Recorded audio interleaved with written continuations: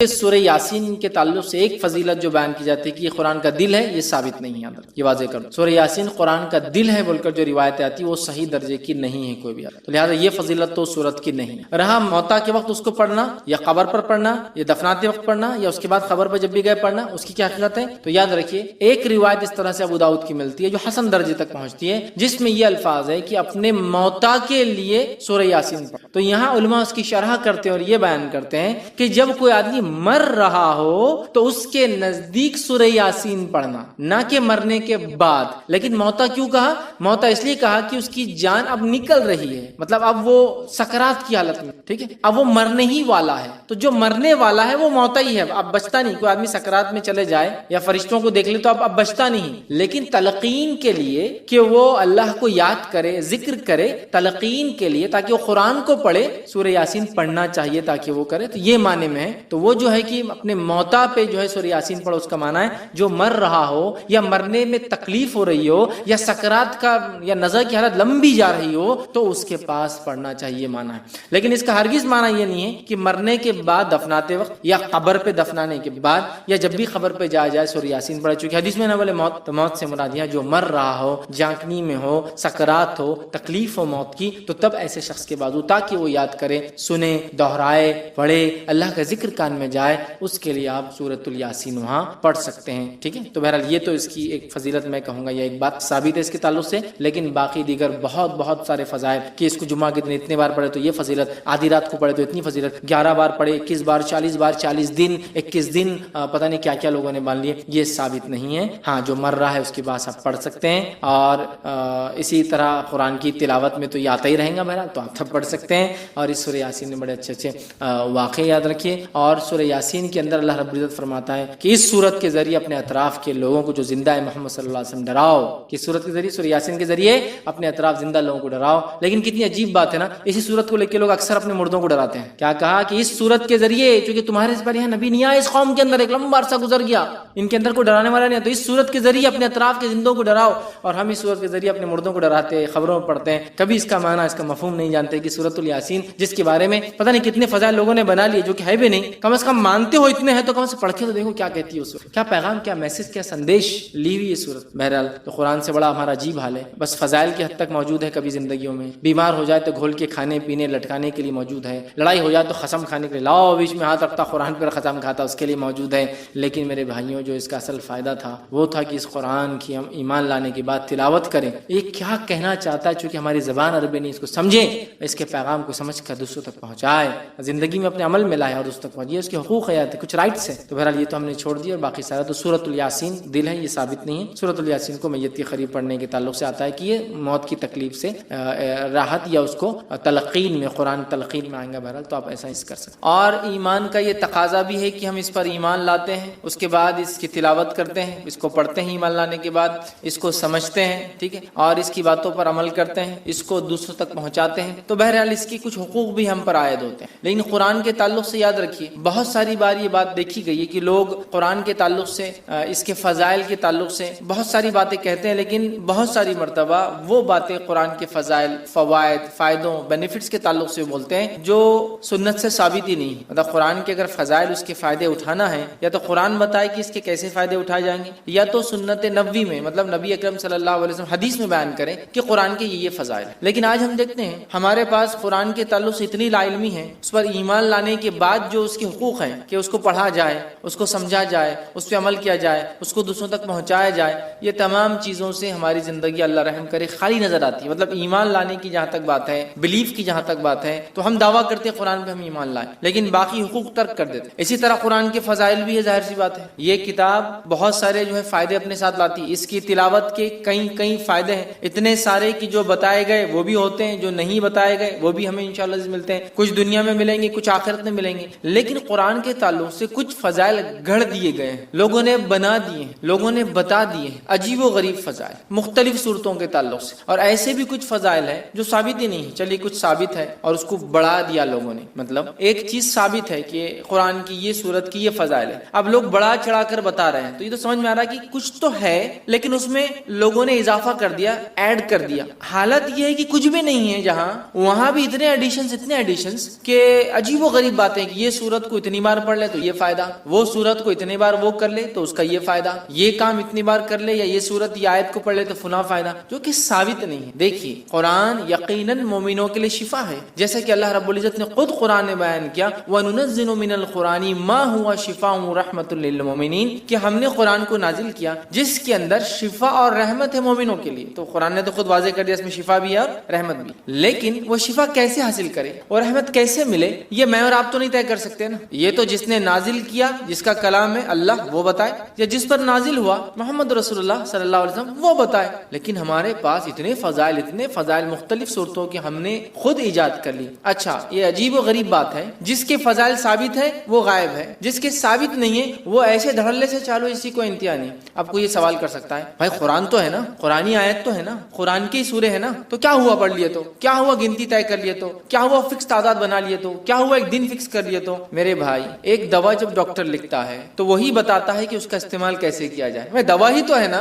ہے طریقہ بھی بتا جائیں۔ تو قرآن ہے یقیناً شفا ہے، رحمت ہے، برکت ہے، مغفرت ہے، دنیا اور آخرتی کامیابی ہے، لیکن یہ کامیابی کے لیے، یہ شفا، یہ رحمت، یہ برکت، یہ مغفرت کے لیے مجھے اور آپ کو اس کتاب کو ویسے ہی فالو کرنا پڑے گا جیسے بتایا گیا۔ خاص طور سے فضائل کے معاملے میں مسلمان بڑے کمزور نظر آتے ہیں۔ مانا یہ فضائل کے معاملے میں عمل سب سے زیادہ ہوتا ہے، کمزور کس معنی میں کہ گھڑ لیے گئے ہیں، خود ایجاد کر لیے ہیں، سیلف جو ہم نے بنا لی ہے کہ بھائی یہ فائدہ ہے قرآن کا، فضائل مطلب فائدہ، تو اب یہ تو یا تو قرآن بتائے میرا یہ فائدہ، یہ تو حدیث، تو بہت ساری قرآنی صورتوں کو ہم لوگوں نے خود بنا لیا ہے کہ اس کے یہ فضائل ہیں، اس کے یہ فوائد ہیں، اس کے یہ بینیفٹس ہیں، اس کے یہ ثمرات ہیں۔ یاد رکھیے کسی بھی چیز کے فضائل کے لیے یہ ضروری ہے کہ وہ ہمارے دین اور شریعت کا حصہ ہو، ہمیں بتائے گئے ہو۔ قرآن بھی اگر ہے اور اگر کسی مخصوص تعداد میں آپ وہ صورتوں کو پڑھتے ہیں تو یہ بھی ضروری ہے کہ وہ ہمیں بتایا گیا ہو کہ ان صورتوں کو ایسی مخصوص تعداد میں پڑھنا چاہیے۔ تو آج میں انشاءاللہ عزیز قرآن کی چند صورتوں، بعض صورتوں کو میں نے اس لیے کہا کہ ہر صورت کے فضائل بیان کرنا ممکن بھی نہیں ہے، میں کم بیش وہ فضائل بیان کروں گا جو حدیث میں واضح آتے ہیں، کلیئر کہا گیا، صورتوں کے نام لے کر کہے گئے، جیسا کہ سارے قرآن کے فضائل ہیں، مطلب قرآن مجید کے پڑھنے کے فضائل، تو وہ تو کچھ بھی بڑھیا فضائل ہے، لیکن جہاں ہم بولتے ہیں مخصوص صورتوں کے تعلق سے، تو آج میں آپ کے سامنے قرآن مجید کے بعض صورتوں کے انشاءاللہ فضائل رکھوں گا، اور انشاءاللہ العزیز اللہ تعالیٰ نے موقع دیا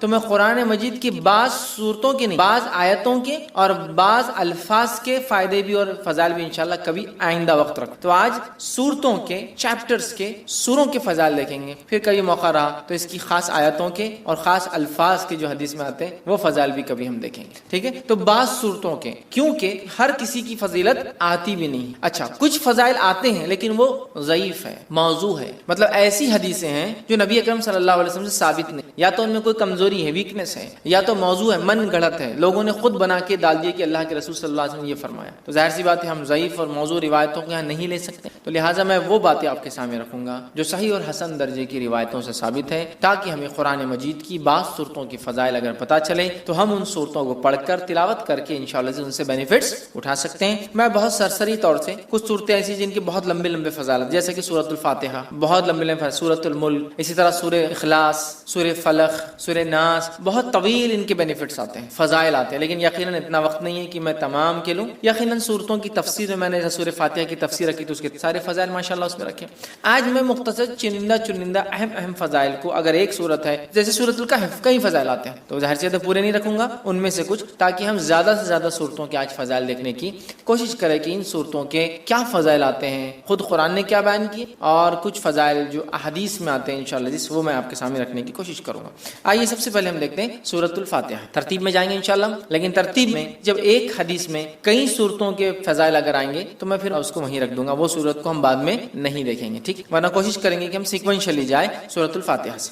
تو سب سے پہلے سورت قرآن کی سورۃ الفاتحہ ہے، اور سورہ فاتحہ کی یاد رکھیے بہت بہت بہت فضیلت ہے، اتنی فضیلت ہے کہ جس کی کوئی انتہا نہیں۔ اس سورت کے نام ہی ہمیں بتا دیں گے کہ اس کی فضیلت کتنی، ٹھیک ہے؟ اس سورت کے ناموں سے ایک نام ہے ام القرآن، قرآن کی ماں، ایک نام ہے سبع مثانی، 7 بار بار پڑھی جانے والی آیت ہے، ایک نام ہے قرآن عظیم، مطلب خود سورہ فاتحہ کو بڑا قرآن کہا گیا ہے، اس کا ایک نام ہے سورہ الحمد، اسی طرح سورۃ الشکر، سورہ الدعاء، سورہ الشافیہ، سورہ الکافیہ، سورہ کنز، شفا والی، کافی ہو جانے والی، خزانہ خزانہ، ٹھیک ہے، دعا، تعریف، الحمد، کئی نام اس کے آتے ہیں. ان کے نام ہی خود بتاتے ہیں اس سورت کے کتنے سارے فضائل. اور فاتحہ اس لیے کہا جاتا ہے کہ اس سے قرآن شروع ہوتا ہے. فاتحہ افتتاح سے لفظ آتا ہے، اس کا مطلب فتح مطلب کھلنا، اوپننگ. تو چونکہ قرآن اس سے کھلتا ہے اسی لیے اس کو سورہ فاتحہ کہا جاتا ہے. قرآن اس سے شروع ہوتا ہے.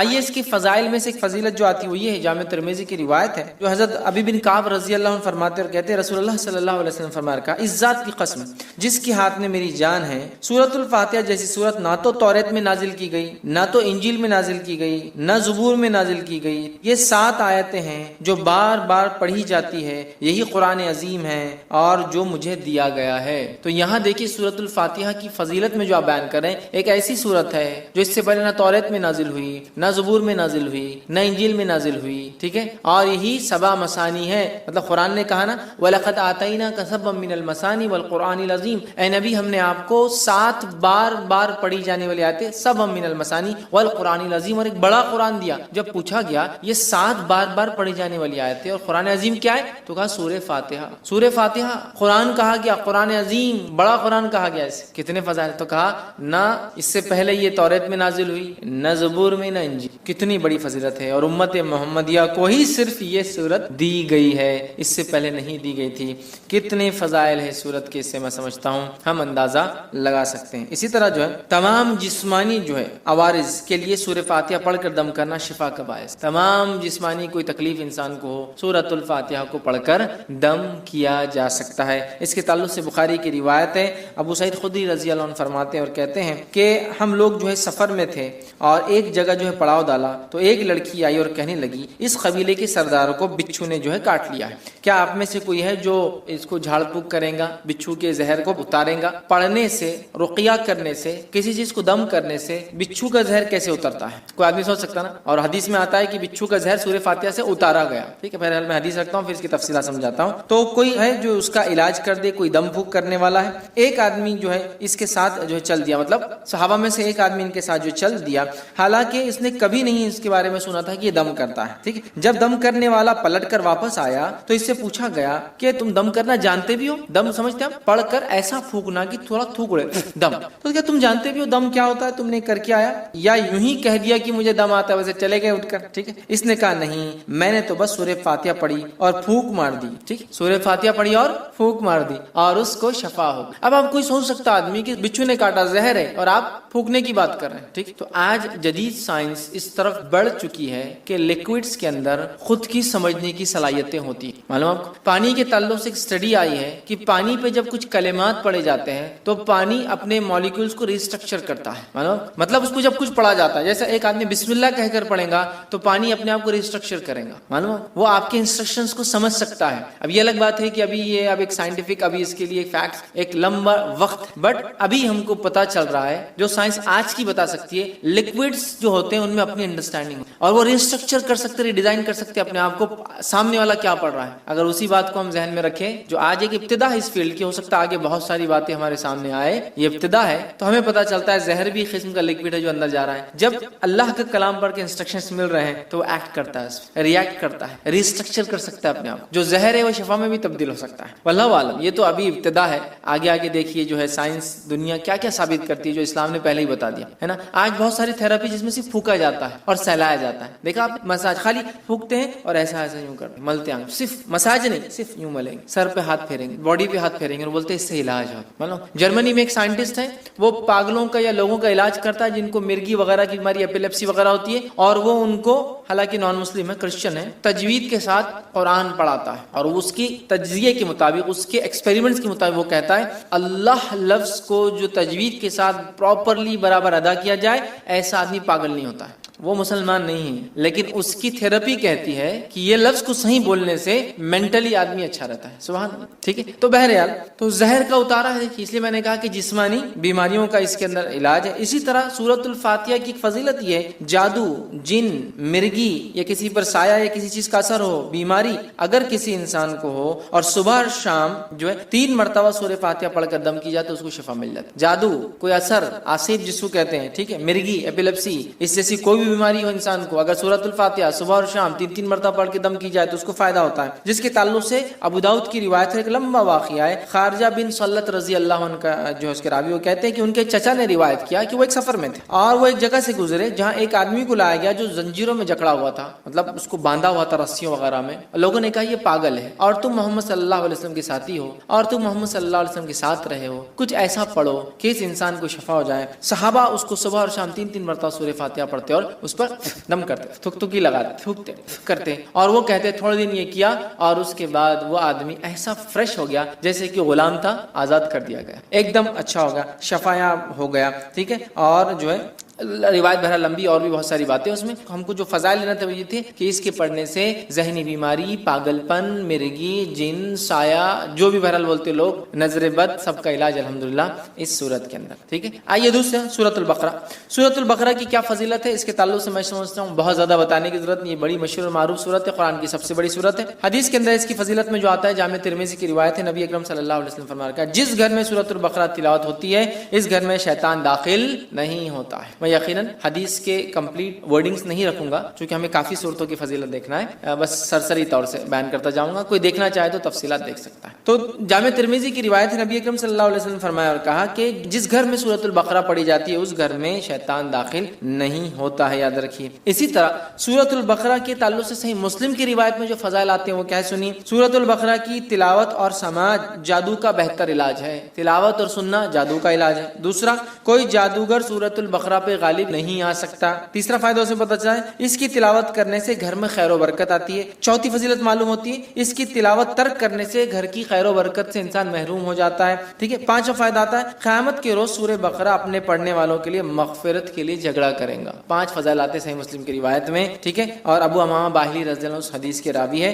حدیث کے اندر جو آتا ہے وہ یہ ہے قرآن پڑھا کرو، وہ قیامت کے روز اپنے پڑھنے والوں کی سفارش کرے گا. خصوصاً 2 روشن صورتیں تلاوت کرو، سورۃ البقرہ، سورہ آل عمران. ٹھیک ہے. قیامت کے روز یہ اس طرح قطار میں آئیں گی جیسے بادل آتے ہوں، یا 2 سائبان، مطلب 2 سائبان ہے یا پھر بادلوں کے جیسے ہی سایہ لے کر آئیں گے. ٹھیک ہے. یا جیسے قطار میں اڑنے والے پرندوں کی طرح یہ جو ہے آئیں گے اور اپنے پڑھنے والے کی طرف جھگڑا کریں گے. سورہ بقرہ اور سورہ آل عمران کی اللہ ان کی مغفرت کرو، ان کو معاف کر دو، تو جھگڑا کریں گے تو انہیں پڑھا کرو. ٹھیک ہے. ان کا پڑھنا باعث برکت ہے، برکت ہے، اور اس کا چھوڑنا باعث حسرت ہے، خیر و برکت چھین جاتی ہے، اور جادوگر اس کا مقابلہ نہیں کر سکتے. 5 فضیلت ایک پورے قرآن کی بھی ہے. سورہ بقرہ اور سورہ آل عمران کا خاص نام لیا گیا، 2 نمبر اور 3 نمبر کا سورہ ہے قرآن کا یہ. ٹھیک ہے. اسی طرح شیطان گھر میں داخل نہیں ہوتا ہے، جادو کا اثر ختم ہو جاتا ہے. اب اگر جادو ہو گیا ہے یا شیطان اندر آ گیا ہے تو بھاگ بھی جاتا ہے اس کے پڑھنے سے. مطلب ایک تو اندر نہیں آنے دینا، ایک تو جادو ہوگا تو علاج کرنا، اور ایک آ گیا تو ہکالنا. تینوں کام ہو سکتے ہیں سورہ بقرہ سے. سنیے حدیث کے اندر روایت ہے، حاکم کی روایت ہے، نبی اکرم صلی اللہ علیہ وسلم نے فرمایا اور کہا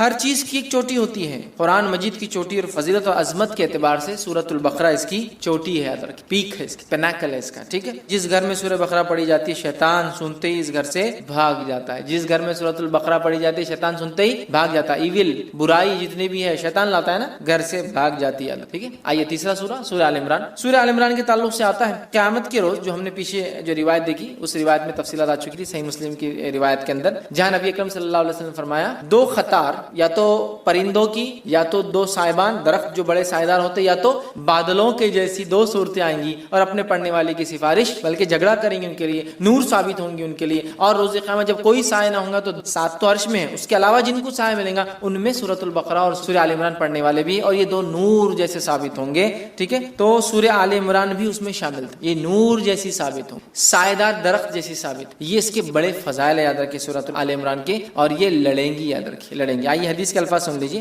نبی اکرم صلی اللہ علیہ وسلم کو، یہ مسلم کی روایت ہے، کو فرماتے ہوئے سنا ہے کہ قیامت کے روز قرآن مجید لایا جائے گا اور جو لوگ قرآن پر عمل کرتے تھے وہ بھی لائے جائیں گے. سورہ بقرہ اور سورہ آل عمران آگے ہوں گے. اس کے بعد نبی اکرم صلی اللہ علیہ وسلم نے ان دونوں صورتوں کی 3 مثالیں دی جنہیں میں آج تک نہیں بھولا. راوی کہتے ہیں اور فرماتے ہیں وہ دونوں صورتیں بادل کے 2 ٹکڑوں کی طرح ہوں گی، مطلب سایہ دیں گی. 2 کالے رنگ کی جو چھتریاں ہوں گی جن میں روشنی چمک رہی گی، بادل جیسی ہوں گی. 2 چھتریاں ہوں گی ان میں روشنی بھی چمک رہی ہوں گی. ٹھیک ہے. اور 2 قطاریں پرندوں کی ہوں گی اور وہ اپنے صاحب کی طرف جو ہے جھگڑا جھگڑیں گی، دو قطاریں پرندوں کی طرح ہوں گی اور وہ اس کو پڑھنے والوں کے لیے جھگڑا کریں گی اللہ. تو یہ دو صورتیں بڑی اہم ہیں، سورہ بقرہ اور سورہ آل عمران. سورہ فاتحہ کی فضیلت ماشاءاللہ ہم دیکھ چکے ہیں. چوتھی جو ہم دیکھیں گے صورت وہ ہے سورہ ہود. اب بیچ بیچ میں بہت ساری صورتیں ہم چھوڑ چکے ہیں، ان کے بہت ساروں کی فضائل ثابت نہیں ہوتے ہیں، ٹھیک ہے، اس لیے ہم چھوڑتے چلیں گے. اس لیے بعض میں نے کہا جو بہت اہم ہے، اور بہت ساروں کے تعلق سے میں نے جیسا کہا کہ بہت ساری ضعیف روایتیں آتی ہیں تو میں وہ نہیں رکھوں گا. ٹھیک، سورہ ہود کو ہم دیکھتے ہیں. سورہ ہود کی یاد رکھی بڑی فضیلت، اور سورہ ہود کے تعلق سے جامع ترمذی کی روایت ہے. جو باتیں ہمیں پتہ چلتی وہ یہ ہے کہ سورۃ الہود سورہ نمبر 11، سورہ واقعہ سورہ نمبر 56 56، سورہ مرسلات سورہ نمبر 77 77، سورہ نبا سورہ نمبر 78 78، سورہ تکویر سورہ نمبر 81 81 جو ہے، ان صورتوں کی ایک ہی حدیث میں ایک ساتھ فضائل آتے ہیں. 5 صورتوں کی کیا فضائل ہے؟ عبداللہ ابن عباس رضی اللہ عنہ اس کے راوی کہتے ہیں ابوبکر صدیق رضی اللہ عنہ نے عرض کیا یا رسول اللہ صلی اللہ علیہ وسلم آپ بوڑھے ہو گئے ہیں. مطلب نبی اکرم صلی اللہ علیہ وسلم کے سر میں کچھ بال سفید نظر آنے لگے تھے. حالانکہ انس بن مالک رضی اللہ عنہ کہتے ہیں آپ کی بہت کم بال سفید اور آپ تیل لگانے سے چھپ جایا کرتے تھے. تو اللہ کے رسول صلی اللہ علیہ وسلم سے ابوبکر صدیق نے پوچھا رضی اللہ عنہ کیا بات، بہت سارے بال آپ کے سفید نظر آئے؟ تب اللہ کے رسول صلی اللہ علیہ وسلم فرمایا مجھے سورہ ہود، سورہ واقعہ، سورہ مرسلات، سورہ نبا، سورہ تکویر نے بوڑھا کر دیا ہے. مطلب یہ صورتیں قیامت کا منظر پیش کر، یہ صورتوں نے قوموں کے واقعات، یہ صورتوں نے قوموں کے ایمان نہ لانے پر کیسے عذابات آئے. سورہ ہود پڑھی آپ، کتنی قوموں کے واقعات، نوح علیہ السلام کا واقعہ، صالح علیہ السلام کا واقعہ، شعیب علیہ السلام کا واقعہ، ہود علیہ السلام کا واقعہ ہے نا، کتنے واقعات. تو ان واقعات نے، ان قصوں نے، ان باتوں نے، جو واقعات یہاں ہوئے ہیں، جو قوموں کے ساتھ سلوک ہوا ہے، میری قوم بھی ایمان نہیں لا رہی، ان کے ساتھ بھی یہ ہو سکتا ہے نا، میرے بات کے لوگ. تو اللہ کے رسول صلی اللہ علیہ وسلم یہ صورتیں نازل ہوئی تو آپ غور کر کے، فکر کر کے، سوچنے کی بنیاد پر آپ کے بال جو ہے سفید ہونے لگے. لیکن اس سے ایک بات جو پتہ چلی وہ یہ ہے، یہ وہ صورتیں ہیں جن کے پڑھنے سے آخرت کی فکر پیدا ہوتی ہے. اس کی فضیلت آخرت کی فکر اور ایکسٹرا آرڈنری فکر کرنے سے آدمی بوڑھا ہونا شروع ہو جاتا ہے. بولتے ہیں لوگ ارے وقت سے پہلے بال سفید ہو، کیا فکریں ہیں تم کو؟ بولتے ہیں آخرت، اور آخرت بڑی اہم چیز ہے، یاد رکھ. تو 5 صورتیں اس میں آگے. اسی طرح جو ہے سورہ بنی اسرائیل دیکھیں گے ہم، سورہ نمبر 17. سورہ بنی اسرائیل کے تعلق سے یاد رکھیے یہ بڑی اہم صورت ہے، اور نبی اکرم صلی اللہ علیہ وسلم کے تعلق سے جامع ترمذی کی روایت ہے. یوں آتا ہے، عائشہ رضی اللہ عنہا فرماتی اور کہتی ہے نبی اکرم صلی اللہ علیہ وسلم اس وقت تک نہیں سوتے تھے جب تک سورہ بنی اسرائیل اور سورہ الزمر، سورہ بنی اسرائیل سورہ نمبر 17، سورہ الزمر سورہ نمبر 39 39، سورہ الزمر کی تلاوت نہیں کر لیتے تھے. نبی اکرم صلی اللہ علیہ وسلم نہیں سوتے جب تک کہ 2 صورتوں کی تلاوت نہ کرتے، سورہ بنی اسرائیل، ٹھیک ہے، یا سورہ اسراء سورہ نمبر 17، اور دوسرا آپ فرماتی اور کہتی ہے سورہ الزمر، سورہ زمر سورہ نمبر 39 39 نمبر کا یاد رکھ. یہ 2 کی جب تک تلاوت نہ کرتے جب تک آپ سوتے نہیں تھے، یاد رکھ. ٹھیک ہے، تو اس سے پتہ چلا نبی اکرم صلی اللہ علیہ وسلم جس سورت کی تلاوت کر کے سو رہے ہیں یقیناً وہ سورت بڑی اہمیت کی، بڑی اہمیت کی حامل ہے. ٹھیک ہے، تو یہ 2 صورتوں کے تعلق سے آتا ہے کہ آپ سونے سے پہلے اس کو تلاوت کیا کرتے ہیں. آئیے آگے بڑھتے ہیں، سورہ نمبر 18 سورہ کہف دیکھتے ہیں. سورہ کہف بڑی مشہور اور معروف سورت ہے. صرف اگر اتنا کہہ دوں کہ نبی اکرم صلی اللہ علیہ وسلم نے تاکید کی کہ جمعہ کو پڑھا کرو ایوری فرائیڈے، تو میں سمجھتا ہوں اتنا ہی ہمارے لیے کافی، بٹ اس کے کئی فضائل آتے ہیں الحمدللہ. سورہ نمبر 18 سورہ کہف کی جو فضیلت آتی ہے وہ یہ ہے جو شخص اس کی ابتدائی 10 آیتوں کو حفظ کر لے گا اور تلاوت کرے گا دجال کے فتنے سے محفوظ رہیں گا، دجال کے فتنے سے محفوظ رہیں گا. اور سورۃ الکہف کی ابتدا میں نوجوانوں کا واقعہ آتا ہے جو اپنے وقت کے بادشاہ کی فتنے سے محفوظ رہے جس نے اپنے آپ کو معبود، رب، گاڈ ڈکلیئر کر. پورا واقعہ نا اصحاب کہف، دا پیپل آف دا کیو، غار والے لوگ ہیں نا، پورا واقعہ اسی سے لفظ سورت کا نام بھی کہف آتا. سورہ نمبر 18 جو اس کی 10 آیتوں کا حفظ کر لیں گا اور اس کی تلاوت کریں گا فتنہ دجال سے بچ جائیں گا. اور آپ کو پتا ہے فتنہ دجال کیا ہے؟ فتنہ دجال وہ فتنہ ہے جس کے تعلق سے حدیث میں آتا ہے کہ آدم علیہ الصلوۃ والسلام اور نوح علیہ الصلوۃ والسلام نے اپنی قوم کو اس سے ڈرایا. حالانکہ ان کے زمانے میں آنے والا نہیں تھا، آخری نبی کے آئے تک نہیں آنے والا تھا، ہے نا، اور آخری نبی کے دور میں بھی نہیں آنے والا تھا، ان کے امتیوں میں آنے والا تھا. اور وہ بھی ہر امتی پہ نہیں آنے والا تھا، جو زمانے کے آخر وقت میں رہیں گے، جو ایمان کے اعتبار سے بڑے کمزور ہوں گے، تو ان میں جو مضبوط ہوں گے وہ بچ جائیں گے. ٹیسٹ ہوگا ایک طرح سے، امتحان. تو فتنہ دجال کا فتنہ وہ فتنہ ہے کہ آدم علیہ السلام، نوح علیہ السلام نے، اور حدیث میں آتا ہر نبی نے اپنی قوم کو اس سے ڈرایا ہے. اور جب اللہ کے رسول صلی اللہ علیہ وسلم نے علامت قیامت بیان کی نا، حدیث میں آتا، راوی کہتے ہیں فجر کی نماز کے بعد نبی اکرم صلی اللہ علیہ وسلم نے کہا کہ میں تم سے نہ کہتا تھا دجال کے بارے میں، تمیمہ داری جو کرسچن تھے، عیسائی تھے، وہ آج میرے پاس پہنچے 1 مہینے کے سفر کے بعد، اور انہوں نے مجھ سے ایک واقعہ بیان کیا، چونکہ وہ ایمان بھی لائے ہیں اس چیز کو دیکھنے کے بعد، اسلام قبول کر لیا ہے، اور انہوں نے دجال سے ملاقات کی ہے. میں نہ کہتا تھا تم سے. اور اس کے بعد نبی اکرم صلی اللہ علیہ وسلم سناتے گئے. راوی کہتے ظہر کا وقت آ گیا، ہم نے ظہر کی نماز پڑھی، پھر علامت قیامت اب بتاتے گئے بتاتے گئے، عصر کا وقت آ گیا، ہم نے عصر کی نماز پڑھی، پھر علامت قیامت بتاتے گئے، اور صحابہ کہتے ہیں جب پوری علامتیں آپ نے ہم کو دن بھر میں بتا دی تو ہم اتنے خوف زدہ ہو گئے کہ کسی جھاڑی کے پاس سے جاتے ڈر لگنا شروع، کسی جھاڑ کے پاس سے ڈر لگتا تھا کہ دجال نکل کے آنا جائے، اللہ اتنا ڈرا، دجال اتنی خطرناک، اور اس سے سیفٹی کے لیے صرف 10 آیتیں یاد کرنا ہے، 10 جملے، 10 سینٹینسز یاد کر لو، محفوظ۔ اب آپ بولیں گے 10 جملوں سے کیسا محفوظ ہو سکتا ہے انسان؟ ہو سکتا 10 جملے کے معنی اور مفاہیم۔ ابھی تو میں کہہ رہا ہوں نا، قیامت تک قرآن اپنے عجیب و غریب معجزے دکھاتا رہے گا۔ قرآن دیکھیے، ہر نبی کو اللہ نے قوم کے پاس بھیجا، قوم ایمان بغیر معجزے کے نہیں لائی، میراکل کے، تو اللہ تعالیٰ نے اب چونکہ نبی نہیں بھیجیں گا تو ایک ایسا معجزہ میراکل قرآن بھیج دیا ہے جو ہر دور میں اپنے آپ کو معجزہ ثابت کر کے رہیں گا، ہر ایج میں ثابت کرے گا۔ نبی اکرم صلی اللہ علیہ وسلم کے زمانے میں عربی اور لغت کا ایج تھا، شاعری کا ایج تھا، قرآن نے ثابت۔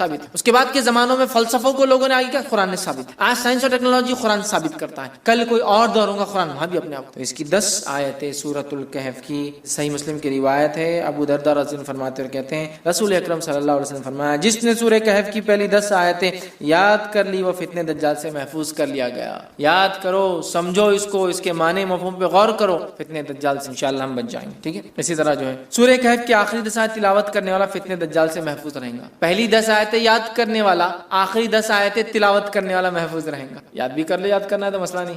اور کچھ علماء لکھتے ہیں ہو سکتا ہے دونوں سے فائدہ، واللہ عالم، چونکہ طبرانی کی روایت میں الفاظ اس طرح سے، ابو سعید خدری رضی اللہ عنہ راوی کہتے ہیں رسول اللہ صلی اللہ علیہ وسلم فرمایا، جس نے سورۃ الکہف کو اس طرح پڑھی جس طرح نازل ہوئی تو وہ اس کے لیے قیامت کے روز نور ہوں گی، مکہ سے لے کر جس جگہ وہ رہتا وہاں تک کے لیے نور، انڈیا سے وہاں پڑھے تو وہاں تک اتنا بڑا نور رہے گا، جس جگہ سے مکہ تک اتنا بڑا نور اس کے لیے ثابت ہوگا۔ اور جس نے سورہ کہف کی آخری 10 آیتیں پڑھی فتنہ دجال سے، اس سے کوئی نقصان نہیں پہنچے گا۔ تو 10 آیتیں یاد کر لی تو بھی بچ گیا، آخری 10 آیتیں پڑھ لی تو بھی بچ گیا، ٹھیک ہے۔ اور میں بھی ہو سکتا دونوں بھی اس کا معنی ہو کہ پہلی بھی پڑھ لے، 10 بعد کی بھی پڑھ لے، انشاءاللہ انسان محفوظ ہے۔ اسی طرح جمعہ کی روز سورہ کہف کی تلاوت کرنے والے کے لیے 2 جمعوں کے درمیان ایک روشن نور ہوتا ہے، 2 جمعے کے درمیان روشن نور ہوتا ہے، یہ حاکم اور بیہقی کی روایت یاد رکھیں۔ اسی طرح جو ہے سورہ کہف کے بعد سورہ فتح یہ قرآن کی 48 نمبر کی سورت ہے، 48، ٹھیک ہے۔ سورہ فتح کے تعلق سے جو ہے آپ صلی اللہ علیہ وسلم فرمایا اور کہا کہ دنیا و ما فیہا کی ہر نعمت سے زیادہ یہ سورت مجھے محبوب، دنیا اور اس میں جو کچھ ہے اس سے زیادہ مجھے یہ سورت محبوب ہے، پسندیدہ ہے، میں اس کو چاہتا ہوں۔ کیوں؟ بخاری کی روایت ہے، ہم جانتے ہیں سورہ فتح نازل ہوئی تھی، اس کی ابتدا جب حدیبیہ 6 ہجری کا واقعہ ہے، عمرے کے لیے صحابہ اور اللہ کے رسول صلی اللہ علیہ وسلم گئے، مشرکین نے آنے نہیں دیا، ایک ٹریٹی سائن ہوئی، ایک پیکٹ سائن ہوا، صلح سائن ہوئی، دستخط ہوئی، جس کو صلح حدیبیہ کہتے ہیں۔ اور صحابہ پریشان تھے، دل میں تھوڑے سے ملال کر رہے تھے کہ ہم جنگ لڑتے ہیں ان سے، ہم کو آنے نہیں دیتے۔ اللہ کے رسول صلی اللہ علیہ وسلم لیکن امن کو پسند کیا جنگ کے مقابلے میں، تو اللہ رب العزت نے جب یہ ہو گیا تو اللہ نے فرمایا انا فتحنا لک فتحا مبینا، اے نبی ہم نے آپ کو کامیابی دی کھلی۔ صحابہ وہ خوش ہو گئے کہ ہم کو تو دنیاوی لگ رہا تھا، ہم تو معاہدہ کر کے پیچھے رہ گئے، قرآن کہہ رہا ہے فتح مبین ہے۔ تو آپ سے فرما رہے اس سے زیادہ مجھے کوئی صورت پسند نہیں۔ اس کے تعلق سے ایک طویل لمبا واقعہ ہے، عمر ابن خطاب رضی اللہ عنہ نے اللہ کے رسول صلی اللہ علیہ وسلم نے ایک مسئلہ پوچھا، بخاری کی روایت۔ یہ مسئلہ کب پوچھا؟ جب آپ نبی اکرم صلی اللہ علیہ وسلم تھوڑی سی پہلے بحث کر چکے تھے، واقعہ معلوم ہے نا؟ حضرت عمر رضی اللہ عنہ آئے، اللہ کے رسول صلی اللہ علیہ وسلم کہا کہ اللہ کے رسول صلی اللہ علیہ وسلم کیا ہم حق پر نہیں ہیں؟ آپ نے کہا تو ہم لڑتے کیوں نہیں، کیوں صلح ہو رہی ہے؟ آپ نے خاموش۔ پھر گئے ابوبکر صدیق رضی اللہ عنہ کے پاس، کہا مسئلہ کیا ہے؟ ہم حق پر نہیں ہیں تو کہا ہے، پھر لڑتے کیوں نہیں؟ ابوبکر صدیق خاموش رہے، کہ اللہ کے رسول خاموشی اختیار کی نا، مل گیا نا جواب۔ اب شاید اس کے بعد یہ سوال کریں، روایت میں تفصیلات نہیں آتی، میں سمجھ رہا ہوں اس کی ترتیب۔ حضرت عمر نے مسئلے کا سوال پوچھا، آپ نے جواب نہیں دیا، پھر پوچھا، آپ نے جواب نہیں دیا، پھر پوچھا، 3 بار پوچھا، آپ خاموش۔ اب حضرت عمر رضی اللہ عنہ آگے نکل گئے قافلے میں، اور دل میں سوچ رہے ہیں کیوں میں نے 3 بار سوال کرا؟ اگر اللہ کے رسول صلی اللہ علیہ وسلم ناراض ہو گئے تو اللہ کو قرآن کی آیت ہی اتار دیں گا، اب میرے کچھ نہ کوئی مصیبت آتی، مطلب کہیں میرا تذکرہ نہ آ جائے، قرآن اتر جائیں گا اور میرا کنڈیمنیشن یا میرے بارے میں کچھ نہ کچھ آ جائے گا، اور یہ ٹھیک نہیں ہے۔ بہت پریشان ہو، بہت دل میں پریشان ہونے لگے، اور آگے چلے گئے کہ 3 بار پوچھنا، 1 بار پوچھا ٹھیک تھا نا، کیوں میں نے سیکنڈ اور تھرڈ ٹائم پوچھ لیا؟ اننیسیسری تھا، نہیں بولنا چاہیے تھا، نہیں پوچھنا چاہیے تھا، آپ سب پتہ نہیں کیا کیفیت میں تھے، کیا حالت تھی، اب میرے پہ خواہ ہوتا جاتا۔ اب اتنی دیر میں اللہ کے رسول صلی اللہ علیہ وسلم نے کہا عمر کہاں ہے؟ ابھی تو آگے چلے گئے، ایک صحابی کا دیکھو جا کے عمر، وہ آگے گئے اور چلائے عمر تمہیں اللہ کے رسول صلی اللہ علیہ وسلم بلا رہے ہیں۔ حضرت عمر گھبرا گئے، کہا اب تو بھی ہو گیا، کوئی آیت اتر گئی میرے خلاف، چونکہ میں نے اننیسری ڈسٹرب کر، نبی نے ایک بار جواب نہیں دیا، خاموش رہ جانا تھا، دوسری بار پھر خاموش رہ جانا تھا، 3 بار کر وہ گئے۔ تب نبی اکرم صلی اللہ علیہ وسلم نے پوچھا، جبکہ وہ ڈرتے ہوئے جا رہے تھے کہ میرے بارے میں کچھ نہ اتر گیا ہو، آپ نے فرمایا میرے لیے کہ قرآن تو نہیں نازل ہو گیا؟ تو آپ نے فرمایا آج رات مجھ پر ایک سورت نازل کی گئی ہے جو مجھے ہر اس چیز سے محبوب ہے جس پر سورج طلوع ہوتا ہے، مطلب سورج جس پر نکلتا ہے، انا فتحنا لک فتحا مبینا، اسے بخاری نے روایت کیا، مطلب سورہ فتح نازل ہوئی، کہا یہ سورت مجھے سب سے زیادہ محبوب، چونکہ ظاہری اعتبار سے ناکامی نظر آ رہی تھی، لیکن اللہ ہی جانتا تھا یہ بڑی کامیابی. کیسا؟ صلح حدیبیہ کے بعد اسلام جو ہے پورے عالم میں پھیلنا شروع، اور آنے والے 3 سے 4 سالوں میں کئی ممالک مسلمان ہوں گے، اسلام قبول کر لیں، کیونکہ اب امن سائن ہو گیا، اب خطوط جانے لگے اور مبلغین جانے لگے، اور بہت سارے لوگ سمجھ گئے کہ قریش نے معاہدہ کرا مطلب جھک گئے ہے نا. قریش کہتے ہیں سب سے بڑی مچھلی کو سمندر کی، جس کو کسی دوسرے پانی کے جانور سے خطرہ نہیں ہوتا، اور یہ جب چاہے کسی کو بھی نگل سکتی ہے، سو کہتے قریش. جب سب سے بڑی مچھلی نے معاہدہ کر لیا تو واقعی کا کیا سمندر میں، سمجھتے نا. قریش کا معاہدہ آٹومیٹک سگنل تھا کہ اب محمد صلی اللہ علیہ وسلم ان کے ساتھی کوئی معمولی لوگ نہیں رہے. ایک زمانے میں جن کو مسئلہ اور کچلا اور قتل کیا گیا، اب یہ وہ لوگ ہیں جن کی عزت اور اکرام کرنا ہماری مجبوری ہے. حدیبیہ سائن ہوئی نا ٹریٹی، بہرحال تو آپ نے کہا مجھے پسند. اسی طرح سورہ ملک سورہ نمبر 67 سورہ ملک کی بھی یاد رکھیے، بڑی جو ہے فضیلت جو ہے آتی ہے، اور اس کے فضائل میں یاد رکھیے آتا ہے جو نبی اکرم صلی اللہ علیہ وسلم کے تعلق سے آتا ہے کہ آپ نے فرمایا، جامع ترمذی کی روایت، حدیث کے الفاظ جابر رضی اللہ عنہ فرماتے اور کہتے ہیں کہ اللہ کے رسول صلی اللہ علیہ وسلم اس وقت تک نہ سوتے جب تک سورہ علم تنزیل مطلب سورہ سجدہ کو علم تنزیل بھی بولتے ہیں، اس کی ابتدا جو ہے، ٹھیک، علم تنزیل سورہ سجدہ سورہ نمبر 32، اور تبارک الذی بیدہ الملک سورہ نمبر 66، سورہ ملک سورہ تبارک الذی نہ پڑھتے جب تک نہ سوتے، سورہ سجدہ سورہ نمبر 32 اور سورہ ملک سورہ نمبر 67. اب کوئی آدمی سن سکتا سورہ بنی اسرائیل اور سورہ زمر ایک جگہ آ رہا ہے، بہت بڑی صورتیں ہیں 17 اور 39، کہیں آ رہا ہے سورہ ملک اور سورہ سجدہ 32 اور 67. تو ہو سکتا ہے نبی اکرم صلی اللہ علیہ وسلم کچھ صورتیں معمول پڑھتے ہوں گے اور کچھ صورتیں کبھی پڑھتے اور کبھی نہیں پڑھتے ہوں گے. جس نے جب جو دیکھا اس نے وہ عمل کو روایت کر دیا. سمجھ رہے ہیں بات؟ کچھ صورتیں آپ معمول پڑھتے ہوں گے، کنٹینیوسلی پڑھتے ہوں گے، اور کچھ صورتیں آپ کبھی پڑھتے ہوں گے اور کبھی نہیں. مطلب ایک سیٹ آف صورتیں آج، ایک سیٹ آف صورتیں کل. آپ اور ہم بھی کر سکتے ہیں، کبھی سورہ بنی اسرائیل اور سورہ زمر پڑھ کے سو گئے، کبھی سورہ ملک اور سورہ سجدہ پڑھ کے سو گئے، ہے نا. اور آپ سے کچھ صورتیں مسلسل مکمل اور ہمیشہ، جیسا سورہ اخلاص، سورہ فلق، سورہ ناس، چھوٹی چھوٹی ہمیشہ. تو یہ آپ کا معمول الگ الگ وقتوں میں رہا ہوں گا، اور دیکھنے والے نے جب دیکھا اس نے وہ بات آپ کی روایت کر دی، یا واللہ عالم آپ سب ایک ساتھ کرتے ہوں گے، واللہ عالم، اللہ ہی بہتر. ٹھیک ہے. تو بہرحال اس میں آتا ہے کہ آپ 2 صورتیں، مطلب الف لام میم تنزیل، ٹھیک ہے، مطلب یہ سورہ سجدہ اور اس کے بعد تبارک الذی بیدہ الملک سورہ نمبر 67 پڑھتے ہیں. سورہ ملک کو آپ صلی اللہ علیہ وسلم فرماتے اور کہتے ہیں، حاکم کی روایت ہے، عبداللہ ابن مسعود رضی اللہ عنہ اس کے راوی کہتے ہیں، سورہ ملک تبارک الذی بیدہ الملک عذاب قبر سے رکاوٹ ہے. آپ سے روز پڑھتے اور یہ عذاب قبر سے رکاوٹ ہے، آڑ ہے، ڈیفنس ہے میرا اور آپ کا، یاد رکھیں. اسی طرح جو ہے سورہ ملک قیامت کے روز اپنے پڑھنے والوں کے لیے سفارش کریں گی، یہ ابن ماجہ کی روایت. سورہ ملک سفارش کریں گی، یاد رکھیے، حتیٰ کہ وہ جھگڑا کریں گی اور اس پڑھنے والے کو بخشا کر لے جائیں گی. خبر میں بھی بینیفٹ، آخرت میں بینیفٹ. سورہ ملک تبارک الذی بیدہ الملک، ٹھیک، وہو علی کل شیء، یہ آپ پڑھیں گے، اس کے یہ فائدے. اسی طرح سورہ ملک پڑھنے والے کی مغفرت کے لیے قیامت کے روز اللہ تعالیٰ سے یہ سورہ جھگڑا کریں گی اور جنت میں لے جائیں گی. عذاب قبر سے محفوظ رکھیں گی، آخرت میں اللہ تعالیٰ سے جو ہے مجادلہ کریں گی، جھگڑا کریں گی، اور جنت میں بھی لے جائیں گی اپنے پڑھنے والے کو. ٹھیک، یہ جو ہے طبرانی کی روایت میں کہ جنت میں لے جائیں گے. ٹھیک، بہت ہی جو ہے اہم صورت ہے. اس کے تعلق سے ایک بات جو آتی ہے، ابن کثیر رحمہ اللہ نے اپنی تفسیر میں سورہ ملک کی اس کو روایت کیا. وہ روایت اس طرح سے، سورہ ملک خود پڑھنی چاہیے اپنے بیوی بچوں کو، حتیٰ کہ اپنے پڑوسیوں کو بھی اس کے پڑھنے کی تلقین کرنا چاہیے. اور صحابہ ایسا کرتے تھے، خود پڑھتے تھے، اپنے بیوی بچوں کو بولتے تھے، اور پڑوس میں بولتے تھے سورہ ملک پڑھا کرو بھائی، سورہ ملک پڑھا کرو. سمجھ رہے ہیں؟ ہمیں بھی کرنا چاہیے. اسی طرح آگے بڑھتے ہیں، سورہ نمبر 76 سورہ جو ہے دہر یا سورہ انسان 76 سورہ دہر، اس کی انشاءاللہ ذہن دیکھتے فضائل. روایت صحیح مسلم کی ہے، رسول اکرم صلی اللہ علیہ وسلم جمعہ کے روز فجر کی نماز میں سورہ سجدہ اور سورہ دہر کی تلاوت کرتے ہیں. سورہ دہر سورہ نمبر 76 اور سورہ سجدہ سورہ نمبر 32 کی آپ صلی اللہ علیہ وسلم فجر کی نماز میں تلاوت کرتے تھے. ٹھیک ہے. اور جمعہ کے روز، جمعہ کے دن جب آپ فجر پڑھاتے تو ان 2 صورتوں کی اس میں جو ہے آپ صلی اللہ علیہ وسلم تلاوت کیا کرتے تھے. اسی طرح صحیح مسلم کی ہی روایت میں الفاظ اس طرح سے آتے ہیں، عبداللہ ابن عباس رضی اللہ عنہ اس کے راوی فرماتے ہیں، رسول اللہ صلی اللہ علیہ وسلم جمعہ کے روز نماز فجر کی پہلی رکعت میں سورہ سجدہ، دوسری رکعت میں سورہ دہر کی تلاوت فرماتے، اور اسی طرح جمعہ کی نماز میں سورہ جمعہ اور سورہ منافقون کی تلاوت کرتے. جمعہ کی فجر میں یہ 2، اور جمعہ کی نماز میں، جمعہ کی جو نماز ہوتی ہے اس میں خاص نماز میں آپ سورہ جمعہ سورہ نمبر 62 62 اور سورہ منافقون سورہ نمبر 63 63 آپ پڑھا کرتے. تو ظاہر سی بات ہے اللہ کے رسول صلی اللہ علیہ وسلم کا یہ سلیکشن بہت امپورٹنٹ ہے، کچھ نہ کچھ مقصد ہے اس کی. ٹھیک، تو یہ اس کی فضیلت ثابت کرتا ہے. اسی طرح نبی اکرم صلی اللہ علیہ وسلم کے تعلق سے آتا ہے کہ آپ جو ہے مسبحات پڑھے بغیر نہیں سوتے. مسبحات کس کو کہتے ہیں؟ مسبحات یہ 7 قرآن کی صورتیں ہیں جن کی ابتدا اللہ کی حمد و ثنا یا تسبیح سے شروع ہوتی ہے. جیسے فار ایگزامپل، مثال کے طور پہ سورہ نمبر 17 سورہ بنی اسرائیل، سبحان الذی اسری بعبدہ، سبحان. مسبحات وہ صورتیں جن کی فرسٹ آیت میں اللہ کی حمد و ثنا اور تسبیح ہے. سمجھ رہا؟ مسبحات اس کو کہتے ہیں، ٹھیک ہے. سبح اسم ربک الاعلی، سورہ اعلیٰ کی پہلی آیت مسبحات کہتے ہیں. تو ایسی 7 صورتیں ہیں جو اللہ کی حمد و ثنا سے ان کی پہلی آیت شروع ہوتی ہے، اس کو کہتے ہیں مسبحات. تو ایک روایت میں آتا ہے جامع ترمذی کی، نبی اکرم صلی اللہ علیہ وسلم، جس کے راوی جو ہے ارباز بن ساریہ رضی اللہ عنہ کہتے ہیں، نبی اکرم صلی اللہ علیہ وسلم سونے سے پہلے مسبحات کی تلاوت فرمایا کرتے تھے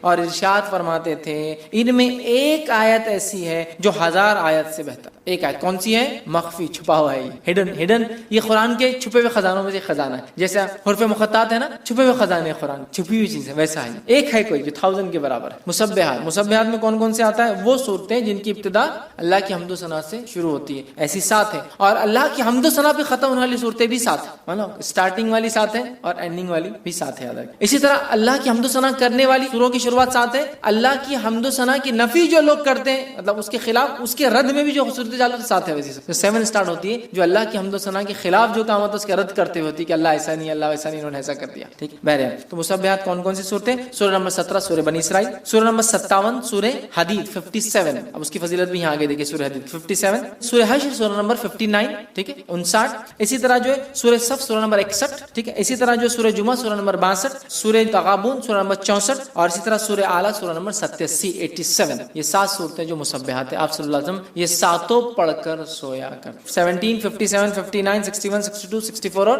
87، یہ اتنی صورتیں پڑھ کر نبی اکرم صلی اللہ علیہ وسلم سویا کر. آئیے آگے بڑھتے ہیں. اسی طرح سورہ تکویر سورہ نمبر 81 کے تعلق سے ہم دیکھتے ہیں. سورہ تکویر کے تعلق سے نبی اکرم صلی اللہ علیہ وسلم فرماتے ہیں، یہ جو ہے جامع ترمذی کی روایت آپ نے فرمایا، جو شخص اپنی آنکھوں سے قیامت کا منظر دیکھنا پسند کرتا ہے وہ سورہ تکویر، جو شخص اپنی آنکھوں سے قیامت کا منظر دیکھنا پسند کرتا ہے وہ سورہ تکویر سورہ نمبر 81 پڑھے، سورہ انفطار سورہ نمبر 82 پڑھے، اور سورہ انشقاق سورہ نمبر 84 یہ 3 صورتیں پڑھے. اس کے سامنے قیامت کا منظر ظاہر. جو شخص قیامت کا منظر اپنی آنکھوں سے دیکھنا چاہتا ہے وہ 3 صورتیں پڑھے. پہلا سورہ تکویر سورہ نمبر 81، دوسرا سورہ انفطار سورہ نمبر 82، اور تیسرا سورہ انشقاق سورہ نمبر 84. یہ پڑھے قیامت اپنی آنکھوں سے. اس کے فضائل کیا ہوں گے؟ اس کا مطلب فضائل یہ ہے کہ اس کو پڑھنے سے آخرت یاد آتی ہے، قیامت یاد آتی ہے. انسان وہ مناظر دیکھتا ہے جو مناظر تب ہونے والے ہیں، یقیناً وہ انٹینسٹی ہم کبھی نہیں سمجھ پائیں گے، لیکن کچھ نہ کچھ ایک پکچر سامنے آ جاتا ہے نا. تو بہرحال وہ چیز اس سے جو ہے ظاہر ہوتی ہے. تو یہاں 81 کی فضیلت بھی آ گئی، 82 کی بھی آ گئی، 84 کی بھی آ گئی. اللہ کام بیچ بہت ساری صورتوں کے بیچ میں ایسا ایک الفاظ میں سورہ حدید 57 کے بیچ میں آ گئی، حالانکہ میں نے ترتیب میں نہیں لیا تھا چونکہ ایک حدیث کا حصہ تھا. آئیے اسی طرح سورہ اعلیٰ سورہ نمبر 87 کی کیا فضیلت. سورہ اعلیٰ کے تعلق سے آتا ہے نبی اکرم صلی اللہ علیہ وسلم، یہ صحیح مسلم کی روایت ہے، نماز عیدین اور جمعہ کی نماز کی پہلی رکعت میں سورہ اعلیٰ اور دوسری رکعت میں سورہ غاشیہ تلاوت کرتے ہیں. جمعہ کی نماز میں اور عیدین کی نماز میں پہلی رکعت میں سورہ اعلیٰ، دوسری رکعت میں سورہ غاشیہ تلاوت کرتے ہیں. سورہ اعلیٰ سورہ نمبر 87، سورہ غاشیہ سورہ نمبر 88. تو 87 اور 88 2 آیتوں کی آپ ایک کے بعد ایک تلاوت کیا کرتے تھے. کتنی اہم بات ہے نا، کتنی اہم فضیلت ہے. اندازہ لگایا کہ آپ صلی اللہ علیہ وسلم اس کو تلاوت کیا کرتے تھے. جمعہ اور عیدین کی نماز پہلی رکعت میں سورہ اعلیٰ، دوسری رکعت میں سورہ غاشیہ. ہمیں بھی چاہیے اس کی تلاوت کریں. عموماً ہم دیکھتے ہیں بہت سارے لوگ کرتے بھی ان دوستوں کی تلاوت جمعہ کی نماز میں اور عیدین کی نماز، تو اس سے بھی اس کی فضیلت پتہ چلتی ہے. اسی طرح جو ہے نماز وتر کی پہلی رکعت میں نبی اکرم صلی اللہ علیہ وسلم سورہ اعلیٰ پڑھتے ہیں. زیادہ تر پہلی رکعت سورہ اعلیٰ پڑھتے ہیں، دوسری رکعت میں سورہ کافرون پڑھتے ہیں، تیسری رکعت میں سورہ اخلاص پڑھتے. ٹھیک ہے، تو اس سے بھی اس کی فضیلت پتہ چلتی ہے سورہ اعلیٰ کی کہ آپ صلی اللہ علیہ وسلم اس کو نماز میں پڑھا کرتے تھے. یاد رکھیے. اور خاص طور سے یہ سورہ غاشیہ سورہ نمبر 88 اس کی فضیلت آ گئی کہ یہ بھی نبی اکرم صلی اللہ علیہ وسلم جمعہ اور عیدین کے نماز میں اس کو تلاوت کرتے تھے. ٹھیک. اسی طرح جو ہے سورہ نمبر 109 سورہ جو ہے الکافرون، اس کی فضائل بھی دیکھتے ہیں. ایک مرتبہ سورہ الکافرون پڑھنے کا ثواب 1/4 قرآن پڑھنے کے برابر ہے. جیسا سورہ اخلاص کو ایک مرتبہ پڑھنے کا ثواب 1/3 قرآن پڑھنے کے برابر ہے، سورہ کافرون کے پڑھنے کا ثواب 1/4 مطلب پاؤ قرآن پڑھنے کے برابر ہے. کیوں؟ اس لیے کہ سورہ کافرون میں کفر کا رد ہے، کفر کا رد ہے نا. مطلب ہم جن چیزوں کی عبادت اللہ کے علاوہ دنیا میں ہوتی ہے سب کا انکار کرتے ہیں اور کہتے ہیں قل یا اہل الکہف لا اعبد ما، میں اس چیز کی عبادت نہیں کرتا ہوں جس کی عبادت کرتا. سمجھ؟ تو ہم کیا کر رہے ہیں؟ ڈینائل کر رہے ہیں، انکار کر رہے ہیں ان تمام چیزوں کی جن کی عبادت اللہ کے ساتھ یا اللہ کے علاوہ ہوتی ہے دنیا میں اندر. تو سورۃ الکافرون کی فضیلت ہے. حدیث کے الفاظ ہیں عبداللہ ابن عباس رضی اللہ عنہ، اس حدیث کے راوی جامع ترمذی کی روایت نے فرمایا کہا کہ سورہ اخلاص 1/3 قرآن کے برابر 1/3 آف دا قرآن کے برابر ہے، اور سورہ کافرون 1/4 1/4 قرآن کے برابر ہے. یاد رکھ. تو یہاں اس کی فضیلت آتی ہے. اسی طرح جو ایک فضیلت اس کی جو آتی ہے وہ یہ ہے کہ روایت کے اندر یہ الفاظ ہے کہ نبی اکرم صلی اللہ علیہ وسلم خدمت میں جو ہے فروہ بن نوفل رضی اللہ عنہ حاضر ہوئے اور کہا اللہ کے رسول صلی اللہ علیہ وسلم مجھے کوئی ایسی چیز بتائیے جو میں سوتے وقت پڑھوں، سوتے وقت جو چیز میں پڑھوں. تو نبی اکرم صلی اللہ علیہ وسلم نے فرمایا قل یا اہل الکافرون، پڑھو یہ شرک سے بری کر دیتی. کیا کرو تم قل یا ایھا الکافرون پڑھو سونے سے پہلے, یہ تم کو شرک سے بری کر, کیونکہ آپ جو چیزیں ہیں جن کی بات اللہ کے ساتھ یا اللہ کے علاوہ ہوتی ہے ان کا انکار کرتے ہیں. تو گویا ایک آدمی سورہ کافرون پڑھ کے جب سوتا ہے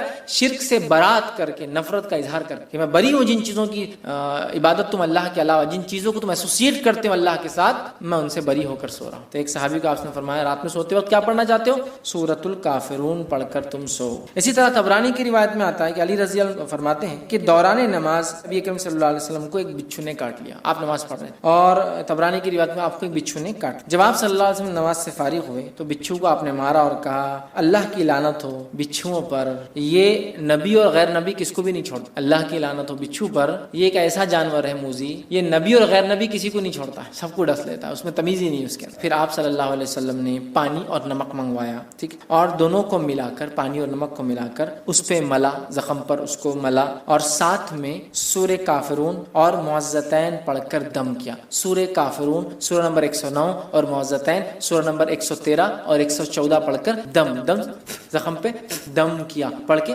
پھونکا.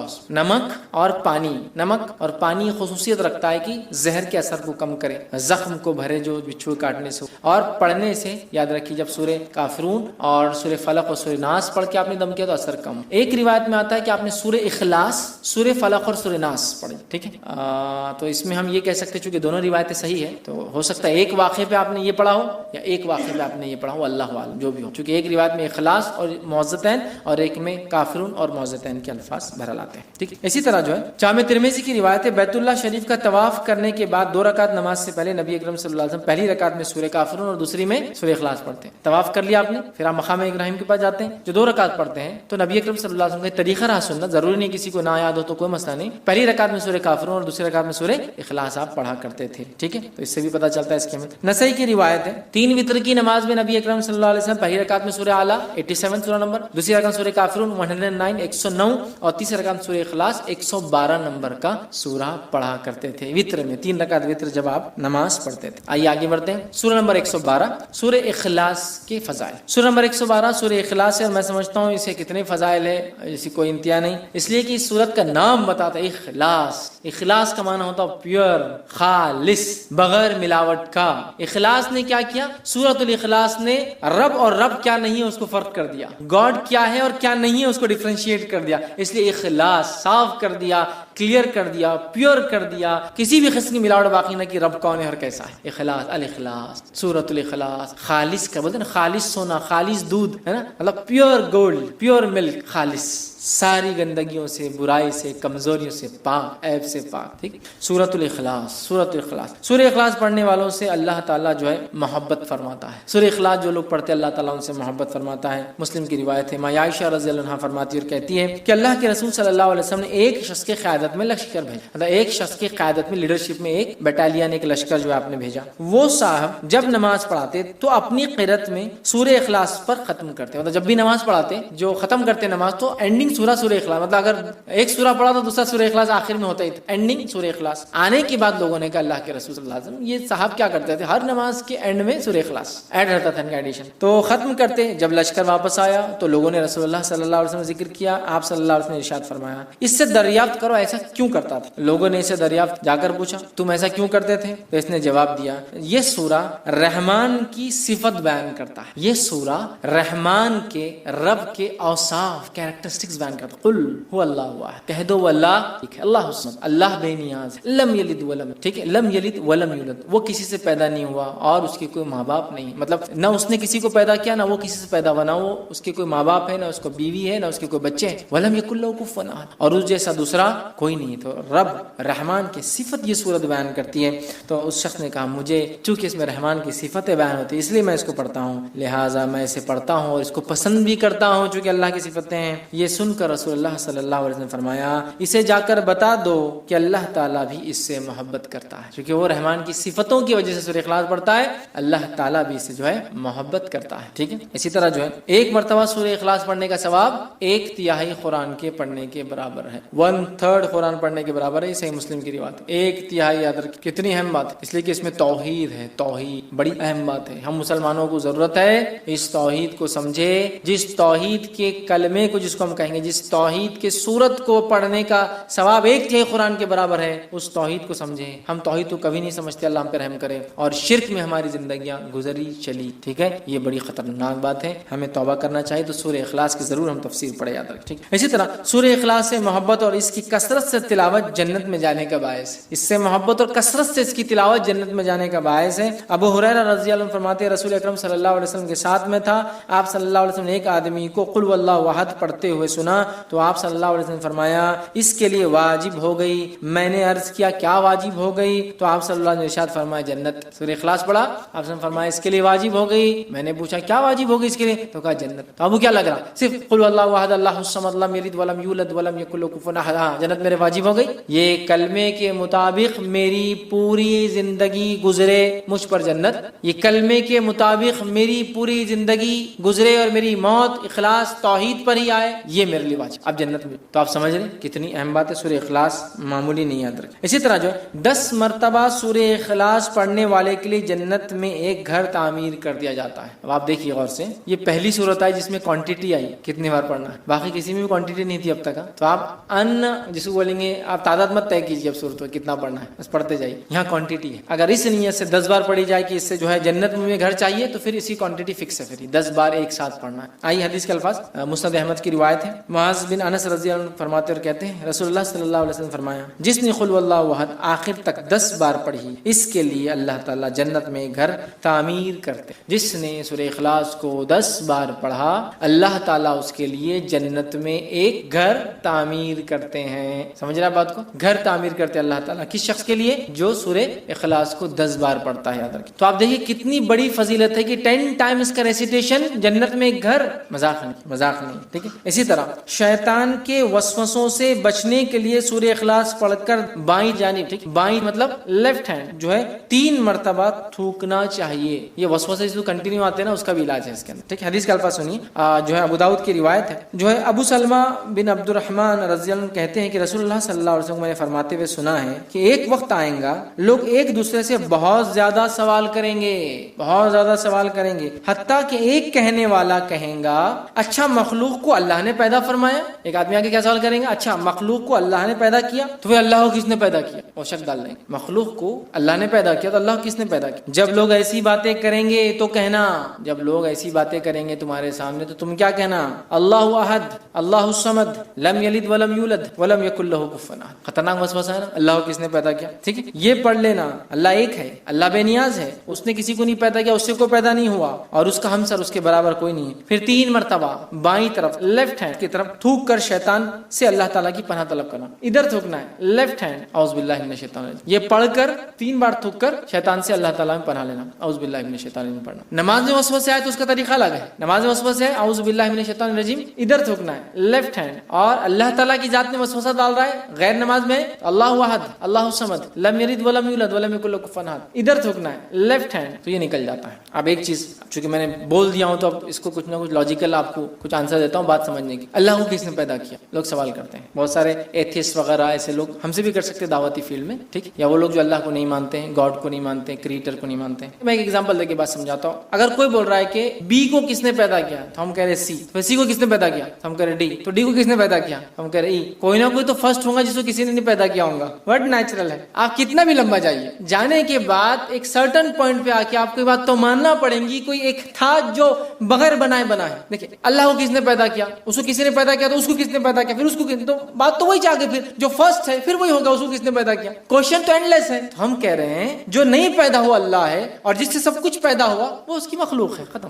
کوئی بتا بی کو کس نے پیدا کیا تو آپ بول رہے ہیں سی تو ہوگا نا کوئی، تو میں بول رہا سی کو کس نے پیدا کیا تو آپ ڈی ہوگا. اچھا ڈی کو کس نے کیا تو ای ہوگا. تو اینڈ لیس چلتی جا رہی بات. تو کوئی نہ کوئی ایک ہے ذات جس سے ابتدا ہونا چاہیے پورے کائنات. لیکن اس بات پہ زیادہ غور و فکر نہیں کرنا چاہیے. میں نے صرف لاجیکل آپ کو ریزننگ کے لیے بات فکر کرنا نہیں چاہیے. اور ایسے کبھی خیالات آئے تو اللہ میں پناہ مانگنا چاہیے شیطان مردود سے، اعوذ باللہ من الشیطان. اور طریقہ بھی اب ہم کو پتہ چل گیا. یا ایمان کی کمزوری کی جو دعا ہے وہ بھی آپ پڑھ سکتے کسی بھی چیز میں. رضیت باللہ ربا وبالاسلام دینا وبمحمد نبیا. یہ خاص طور سے ایسے سوال کوئی لائے تو آپ نے فرمایا اللہ احد اللہ الصمد لم یلد ولم یولد ولم یکن له کفوا احد، اعوذ باللہ تعالی. یہ اس کا طریقہ ہے. ختم. لاجیکلی آپ کو ایکسپلین کر دیا میں نے. ٹھیک. نبی اکرم صلی اللہ علیہ وسلم جب طواف کر لیتے ہیں تو 2 رکعت جو نماز پڑھتے اس کے بعد تو اس میں پہلی رکعت میں کافرون اور دوسری رکعت میں سورہ اخلاص کی آپ صلی اللہ علیہ وسلم جو ہے تلاوت کیا کرتے تھے. اسی طرح آپ جب 3 3 وتر پڑھتے، 3 وتر کے اندر پہلی رکعت میں سورہ اعلیٰ، دوسری رکعت میں سورہ کافرون، تیسری رکعت میں سورہ اخلاص پڑھتے تھے. اسی طرح نماز فجر کی پہلی رکعت میں آپ قل اللہ احد اور دوسری رکعت میں قل یا ایھا الکافرون بھی پڑھا کرتے تھے. شارٹ نماز پڑھتے تھے، یہ لمبی پڑھے تو سورہ اعلیٰ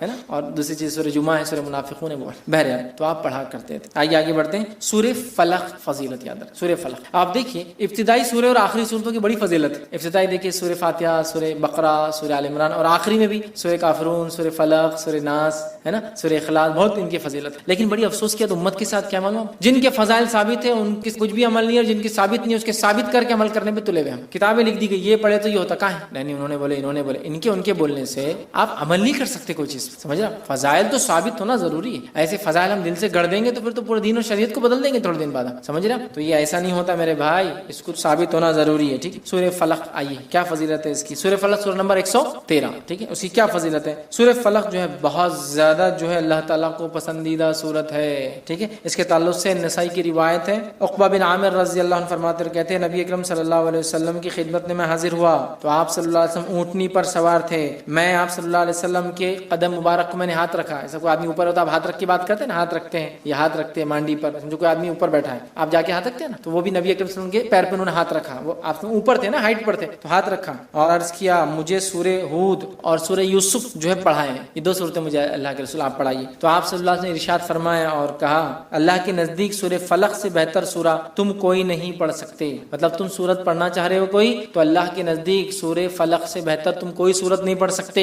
قل اعوذ برب الفلق، پناہ مانگ رہے ہیں اللہ میں. ٹھیک ہے، تو تم اس سورت سے بڑھ کر کوئی سورت جو ہے نہیں پڑھ سکتے. مطلب تم مجھ سے چاہ رہے ہو کہ میں تمہیں یہ 2 سورتیں پڑھاؤں، اس سے بہتر ہے تم یہ سورت پڑھو. تو اللہ کے نزدیک یہ سورت بڑی فضیلت کی حامل ہے. ٹھیک ہے، اسی طرح معوذتین، مطلب چونکہ سورہ فلق اور سورہ ناس کی فضیلت دونوں ساتھ ساتھ ہی آتی کبھی بھی، اس لیے اب خالی سورہ فلق کی ایک فضیلت الگ سے رکھ دیا میں نے. اب دونوں کی مل کر دیکھتے کیا آتی ہے. 2 صورتیں لاسٹ کی جو جس کو کہیں گے جوڑی ہے صورتوں کی، یہ بہت اہم ہے، بہت ہے. اتنی اہم ہے میں کہہ رہا ہوں نا جس کی کوئی انتہا نہیں. مطلب مصیبت، پریشانی، آندھی طوفان، آفت، بارش، زلزلے، تکلیف، بیماری، کوئی مصیبت پریشانی آئے، کوئی ٹینشن ہو، سب کے لیے ایک ہی حل اور دوا سورہ فلق اور سورہ ناس. اب اگر ہمارے پاس سمجھ لیجیے کوئی آیا اور کہا بہت پریشان ہوں مولوی صاحب کیا کروں، سورہ فلق اور سورہ ناس. اچھا چلو دیکھ لیتے پڑھ کے، نہیں جمتا ہم کو ایسا. نہیں دیکھو اب بہت آپ پریشان ہیں نا تو آپ کیا کرو، سب سے پہلے تو رات میں 12 بجے تک جاگو. یہ نسخہ بہت امپورٹنٹ دکھ رہا. رات میں 12 بجے تک جاگو، پھر رات میں 12 بجے اٹھ کے سورتوں کی 12 نمبر کی آیتیں پڑھنا شروع کر دو. اوہ بہت اہم فضیلت. لیکن جن میں 12 آیتیں نہیں، جنہیں 12 نہیں چھوڑ دو، جس میں 12 ہے وہ پڑھتے. پھر اس کے بعد ان کو 11 بار پڑھو، 12 نمبر کی آیت. بہت اہم دکھ رہا نہیں. اس کے بعد یہ کرو وہ کرو فلاں کرو فلاں.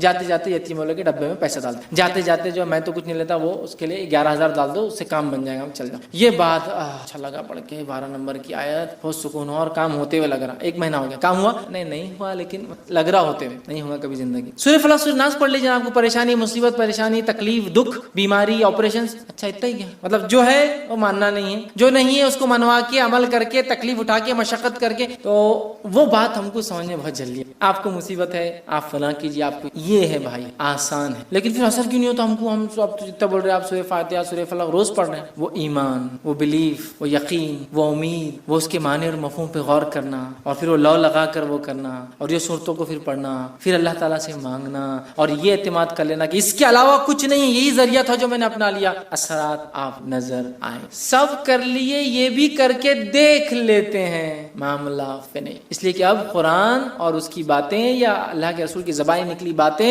یہ ایک دیکھ لیتے نہیں، یہی ہے. اثرات دیکھیں، اثرات دیکھیں. آئیے معوذتین، سورہ فلق اور سورہ ناس کو معوذتین کہتے ہیں. ٹھیک، اللہ تعالیٰ کی پناہ طلب کرنے کے لیے معوذتین سے بہتر کوئی سورہ نہیں ہے. معوذتین آفات آسمانی، آسمانی آفتیں کیا کیا ہو سکتی ہے، جو بھی آسمان سے آتی. آفت آسمانی مثلا طوفان، زلزلہ، سیلاب، قحط سالی، آندھی، سالہ باری، برف، اولے پڑتے ہیں وغیرہ بھی اللہ کی پناہ مہیا کراتی ہے. حدیث کا الفاظ سنیے. عقبہ بن عامر رضی اللہ عنہ فرماتے اور کہتے ہیں، یہ ابو داؤد کی روایت، آپ نے فرمایا کہ میں جو ہے جحفہ ایک جگہ کا نام ہے اور ابوا دوسری جگہ کا نام ہے، جحفہ اور ابوا کے درمیان ہم رسول اللہ صلی اللہ علیہ وسلم کے ساتھ جا رہے تھے. اچانک ہمیں آندھی اور شدید تاریکی نے آ لے گا. آندھی، آپ نے کبھی سینڈ اسٹارم دیکھا ہے؟ ایسا اندھیرا ہوتا ہے کہ رات کا اندھیرا بھی پھیکا پڑتا ہے اس کے. تو وہ آندھی آئی اور اندھیرا تاریک. تو فرماتے آندھی اور شدید تاریکین عالیہ، رسول اکرم صلی اللہ علیہ وسلم نے معوذتین کے ساتھ اللہ کی پناہ مانگنا شروع کر دیا۔ آندھی ہے، معوذتین، قل اعوذ برب الفلق، قل اعوذ برب الناس آپ نے پڑھنا شروع کر دیا، اور فرمایا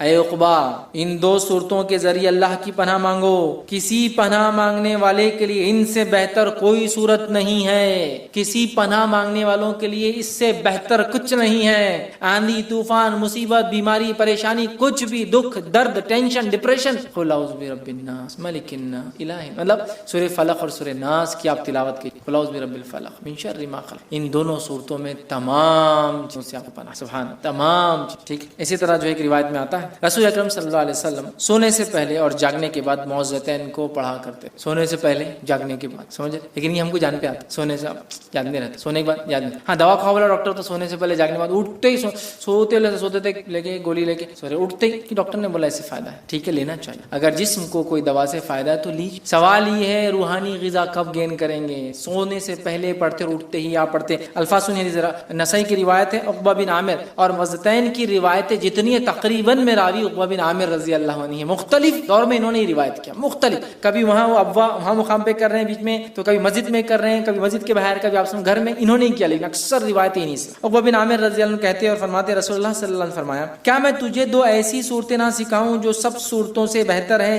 جنہیں لوگ پڑھتے ہیں؟ پھر آپ صلی اللہ علیہ وسلم نے مجھے قل اعوذ برب الفلق قل اعوذ برب الناس پڑھائی، اتنے میں نماز کھڑی ہو گئی، آپ صلی اللہ علیہ وسلم آگے بڑھے، نماز پڑھائی جن میں آپ صلی اللہ علیہ وسلم یہی دو صورتیں قل اعوذ برب الفلق قل اعوذ برب الناس پڑھی، پھر آپ صلی اللہ علیہ وسلم میرے پاس سے گزرے تو فرمایا اے عقبہ ان صورتوں کی اہمیت سمجھ پائے ہو یا نہیں؟ پھر آپ صلی اللہ علیہ وسلم فرمایا جب بھی سونے لگو تو یہ دونوں صورتیں پڑھو اور جب جاگو تب بھی یہ دونوں صورتیں پڑھ لیا کرو۔ اہمیت سمجھائی، کہا کہ اس سے بہتر صورت جو لوگ پڑھتے ہیں اس سے بہتر کچھ بھی نہیں ہے، نماز بھی پڑھائی تو یہی دو صورتیں پڑھائی۔ پھر کہا عقبہ سمجھے ہو کیا نہیں اس کی اہمیت کیا ہے ان دو صورتوں کی؟ جب بھی سویا کرو تو یہی پڑھ کے سویا کرو اور جب بھی جاگا کرو تو یہی پڑھ کے جاگا۔ کتنی فضیلت، سبحان اللہ۔ آئیے تیسری، رسول اللہ صلی اللہ علیہ وسلم نے ہر نماز کے بعد معوذتین پڑھنے کا حکم دیا ہے نا، نسائی کی روایت، نبی اکرم صلی اللہ علیہ وسلم جب نماز پڑھتے کئی چیزیں پڑھتے، ان میں سورہ فلق اور سورہ ناس بھی شامل ہیں۔ اس کی جو فضائل پتہ چلتے اس میں سے ایک فضیلت یہ ہے انسانوں کی نظر بد، جنوں کی نظر مطلب جنوں کی نظر بد،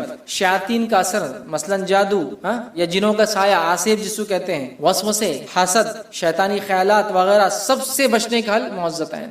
شیطانی خیالات، وسوسے، برے خیالات، جادو، جن، اثرات، یہ وہ، نظر بد، کچھ بھی ہے، سب کا علاج یہ۔ ابو سعید رضی اللہ عنہ کہتے ہیں رسول اللہ صلی اللہ علیہ وسلم جنات اور انسان کی نظر بد سے بچنے کے لیے اللہ تعالیٰ کی پناہ طلب کرنے کے لیے مختلف دعائیں پڑھا کرتے تھے، لیکن جب معوذتین سورہ فلق اور سورہ نازل ہوئی آپ صلی اللہ علیہ وسلم باقی دعائیں چھوڑ دی اور آپ صرف یہ دو پڑھتے تھے۔ ایک روایت میں تھا آپ صلی اللہ علیہ وسلم اپنے نواسوں پہ نظر بد سے بچنے کے لیے دعائیں پڑھتے تھے مختلف۔ سورہ فلق اور سورہ ناس نازل ہونے کے بعد آپ نے وہ دعائیں چھوڑ کر یہ پڑھنا شروع کر دی، دم کرنے، بچوں کو چھوٹے نظر بد لگتی نا دم کرتے، ہم پتہ نہیں کیا جھاڑو اور کیا انڈے اور کیا نمک، کیا مرچی، بھلاوے، لیمبو اس سے اتار رہے ہیں۔ آپ صلی اللہ علیہ وسلم فلق اور ناس پڑھا، تھوک تھوکی لگا دی، دم کیا، اس میں تھوک اڑتا ہے، ختم۔ اب بہت سال بھرے تھوک ایسا بولتے ہیں نا، آپ کو پتا ہے بہت ساری دوائیں کیسی بنتی ہے، کن چیزوں سے بنتی ہے، جو دکھتا نہیں وہ ہم سب کھانے کو تیار ہے، جو دکھتا ہے اس کے بارے میں ہم کو بہت برا لگتا ہے۔ اور کیا لعاب، تھوک گندی چیز ہے، لعاب ناپاک نہیں ہوتا تو پھر نماز میں نکل جائے تو ہماری نماز وضو ٹوٹ جانا چاہیے تھا، ناپاک چیز تھوڑی ہے نا۔ ہوتا ہے نا بہت سارے لوگ تھوک اڑ گیا تو ایسا لڑتے کہ ایسا اس کی عزت چلے گی زندگی بھر کے لیے، کوئی ایسڈ اڑا دیا اس نے سلفیورک ہے نا کہ اس کا آنکھ جل گیا، جسم ہو گیا، اتنا غصہ کرتا اڑ گیا یار، سوری چلو معاف کر دو یار، ایک دوسرے کو، سامنے والا ہی معافی مانگ لے، پوچھ بھی دے گا ضرورت پڑی تو نہیں بھائی صاحب غلطی ہوئی، بٹ وہ ناپاک نہیں جس سے آپ کا جسم ناپاک ہو گیا یا آپ کو غسل لینے کی ضرورت ہے یا آپ کو جا کے وضو،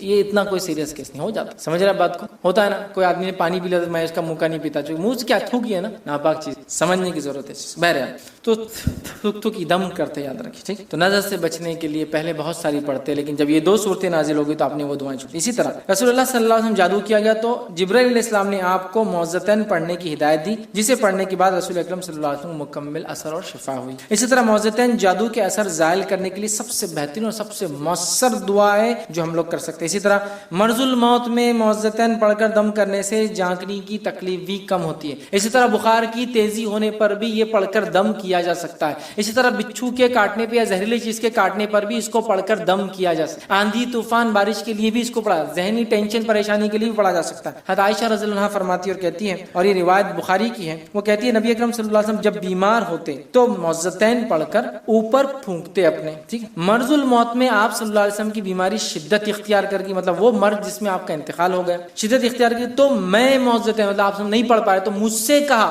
تو میں معوذتین پڑھ کر آپ صلی اللہ علیہ وسلم پر پھونکتی اور برکت کی خاطر آپ کا دست مبارک آپ کے جسم اطہر پر پھیر, آپ ہی کا ہاتھ لے کر آپ پہ میں پھیر خود کہا. نبی اکرم صلی اللہ علیہ وسلم آپ رات میں سورہ فلق اور سورہ ناس پڑھ کر دم کرتے, پھونکتے, دم کرتے, اور پہلے بال مبارک مطلب سر مبارک, پھر چہرے مبارک اور جسم کے سامنے کے پورے حصے پر جہاں تک ہاتھ جاتا ہے پھرتے. سونے سے پہلے پڑھ لیا سورہ فلق, سر, چہرہ اور جسم کا جہاں تک ہاتھ جاتا وہاں ملا کر. ٹھیک ہے, آپ کا خود کا عمل. اسی طرح جو ہے معوذتین فضیلت اور اجر و ثواب کے اعتبار سے اپنی مثال آپ ہے, ان کا کوئی مثال ایگزامپل ان کے برابر نہیں ہے. یہ روایت جو ہے مسلم کی ہے. عقبہ بن عامر رضی اللہ عنہ اس کے راوی فرماتے ہیں, کہتے ہیں رسول اللہ صلی اللہ علیہ وسلم نے فرمایا, تم نے غور کیا آج کی رات مجھ پر ایسی آیت نازل ہوئی ہے کہ اس سے پہلے کبھی ایسی آیت نہیں دیکھی گئی ہے, اور وہ قل اعوذ برب الفلق اور قل اعوذ بالناس. یونیک ہے, اس کی مثال کوئی دوسری سبسٹیوٹ نہیں ہے. دوستو اپنا لیجیے, ان کو عادت بنا لیجیے. ٹھیک, اور اس کو ایمان کے ساتھ پختہ یقین کے ساتھ پڑھی کہ اس میں اثر ہے. وہ چلتا ہے بولے تو کچھ اثر نہیں ہو, یہی ہے یہی. اور اس کے ساتھ دنیاوی سارے ذرائع استعمال کیجیے, اسلام نہیں روکتا. آپ صلی اللہ علیہ وسلم بچھو نے کاٹا, آپ نے پانی اور نمک منگایا, پانی میں نمک ملا کے زخم پر ملنا شروع کیا, سورہ فلق, سورہ ناس, سورہ کافرون یا سورہ اخلاص پڑھ کے دم کیا. دنیاوی ریمیڈی بھی چالو ہے اور اللہ تعالیٰ کی طرف سے دی گئی جو جس میں جسمانی بھی شفا ہے اور روحانی بھی ہے وہ بھی چالو. اسلام نہیں روکتا اس سے. ٹھیک, بیماری ہے انجیکشن لیجیے, گولی لیجیے, دوا لیجیے, اور ساتھ میں سورہ فلق سورہ ناس بھی چالو, اور ایمان کے ساتھ پختہ کہ یہ چیز اثر دکھائیں اور یہ چیز اثر دیں گی باقی تمام چیز. اللہ کے کلام کی خصوصیت یہ ہے. اب آئیے آخر بس ختم کرتے ہیں بات کو. سورہ اخلاص, سورہ فلق اور سورہ ناس, یہ تینوں کی جوڑی کی بڑی فضیلت ہے, وہ بھی رکھ دیتا ہوں. پہلے سورہ اخلاص الگ دیکھ لیا, سورہ فلق الگ دیکھ, پھر سورہ فلق اور سورہ ناس چونکہ ایک ساتھ آتے ہیں وہ دیکھ لی. اب یہ تینوں کو دیکھ لیتے ہیں, ان تینوں کے کیا فائدے ہیں, اور بات کو ختم کرتے ہیں. ٹھیک, ایک ساتھ پڑھنے کی فضائل کیا ہے. آپ صلی اللہ علیہ وسلم فرمایا, توریت, زبور اور انجیل حتیٰ کہ قرآن مجید میں بھی کوئی سورت سورہ اخلاص, سورہ فلق اور سورہ ناس جیسی فضائل نہیں رکھتی. توریت, انجیل, زبور میں تو تھی ہی نہیں یہ تینوں بھی, اور اس جیسی فضیلت والی کوئی سورت قرآن میں بھی نہیں ہے. ان کا کوئی برابر ہم پلہ نہیں. اس طرح آپ نے فرمایا صحابہ کو روزانہ رات سوتے وقت سورہ اخلاص, سورہ فلق اور سورہ ناس پڑھنے کی تاکید. آئیے حدیث کے الفاظ اس طرح سے, یہ مسند احمد کی روایت ہے. عقبہ بن عامر رضی اللہ عنہ فرماتے ہیں, کہتے ہیں نبی اکرم صلی اللہ علیہ وسلم سے ملا تو آپ صلی اللہ علیہ وسلم فرمایا, اے عقبہ, جو قطع رحمی کرے اس سے تو صلہ رحمی کر, جو تجھے محروم رکھے تو اسے عطا کر, جو تجھ پر ظلم کرے تو اسے معاف کر دے. عقبہ بن عامر رضی اللہ عنہ کہتے ہیں, میں دوبارہ آپ صلی اللہ علیہ وسلم کی خدمت میں حاضر ہوا تو آپ صلی اللہ علیہ وسلم فرمایا, عقبہ اپنی زبان کو روک, اپنے گناہوں پر آنسو بہا, اپنے گھر میں بیٹھا رہے. عقبہ بن عامر رضی اللہ عنہ کہتے ہیں, میں پھر آپ صلی اللہ علیہ وسلم کی خدمت میں حاضر ہوا. آپ صلی اللہ علیہ وسلم فرمایا, اے عقبہ, کیا میں تجھے ایسی صورت نہ سکھاؤں کہ اس جیسی صورت نہ توریت, نہ انجیل, نہ زبور میں جو ہے نازل ہوئی, اور نہ ہی قرآن میں ہوئی. سن, تجھ پر کوئی ایسی رات نہ گزرنے پائے جس میں تو 3 صورتیں نہ پڑھے. کوئی رات ایسی نہیں گزرنا جس میں یہ 3 صورتیں تو نے نہ پڑھی ہو. کون کون سی؟ قل هو اللہ احد, قل اعوذ برب الفلق, قل اعوذ برب الناس. اسی طرح آپ صلی اللہ علیہ وسلم فرماتے ہیں, ابو داؤد کی روایت ہے, جو ہے حضرت خبیب رضی اللہ عنہ کے راوی, وہ کہتے ہیں کہ شدید بارش اور تاریکی کی رات میں ہم رسول اللہ صلی اللہ علیہ وسلم کو تلاش کرنے لگے تاکہ وہ ہمیں نماز پڑھائے. عشاء کی نماز شاید نہیں پڑھے, نکلے ڈھونڈنے. ہم نے آپ صلی اللہ علیہ وسلم تلاش کر لیا. آپ صلی اللہ علیہ وسلم نے دریافت فرمایا, اور تلاش کر لیا ہم نے کسی جگہ مل گیا. آپ صلی اللہ علیہ وسلم دریافت فرمایا, کیا تم نے نماز پڑھ لی؟ آپ صلی اللہ علیہ وسلم ہم سے پوچھا. جب میں نے جواب نہ دیا تب آپ صلی اللہ علیہ وسلم فرمایا, کہو. میں نے پھر بھی کچھ جواب نہیں دیا. پھر آپ سے پوچھا, وہ کہتے ہیں میں نے کچھ بھی نہیں جواب دیا. تیسری بار جب کہا آپ صلی اللہ علیہ وسلم, تو میں نے عرض کیا, اے اللہ کے رسول صلی اللہ علیہ وسلم, نہیں. تو آپ نے ارشاد فرمایا, شام اور صبح کے وقت 3 مرتبہ, شام اور صبح کے وقت 3 مرتبہ 3 ٹائمز سورہ اخلاص اور معوذتین سورہ فلق اور ناس پڑھو. یہ ہر مصیبت اور تکلیف سے بچنے کے لیے 3 ٹائمز ڈے اینڈ نائٹ, صبح اور شام, مطلب صبح اور شام یہ 3 صورتوں کو پڑھنا ہے, اور اس کو جو ہے دم کرنا. یاد رکھیے, یہ تیرے لیے ہر تکلیف سے بچاؤ کے لیے کافی. اسی طرح رات سونے سے قبل سورہ اخلاص, سورہ فلق اور ناس پڑھنا, اور دونوں ہتھیلیوں پہ تھوکنا اور سارے جسم پر پھیرنا مسنون ہے. بخاری کی روایت ہے, عائشہ رضی اللہ عنہا فرماتی ہے, نبی اکرم صلی اللہ علیہ وسلم رات کے وقت جب سونے کے لیے بستر پر تشریف لاتے تو اپنی دونوں ہتھیلیوں کو اکٹھا کرتے, ان پر پھونک مارتے, قل اللہ احد, قل اعوذ برب الفلق, قل اعوذ برب الناس پڑھتے. پھر اپنے جسم مبارک پر جہاں ہو سکتا دونوں ہتھیلیاں پھیرتے, پہلے سر مبارک پر, پھر چہرے مبارک پر, پھر پھر سامنے بدن پر پھیرتے اور آپ صلی اللہ علیہ وسلم یہ عمل 3 مرتبہ کرتے سونے سے پہلے 3 ٹائمز. صبح اور شام 3 وقت کرنا ہے, سونے سے پہلے 3 وقت کرنا ہے, مطلب تھوک کر 3 بار جو ہے اس کو ملنا. آپ صلی اللہ علیہ وسلم یہ عمل 3 بار کرتے ہیں, ٹھیک ہے. اور تمام قسم کے شیطانی شر,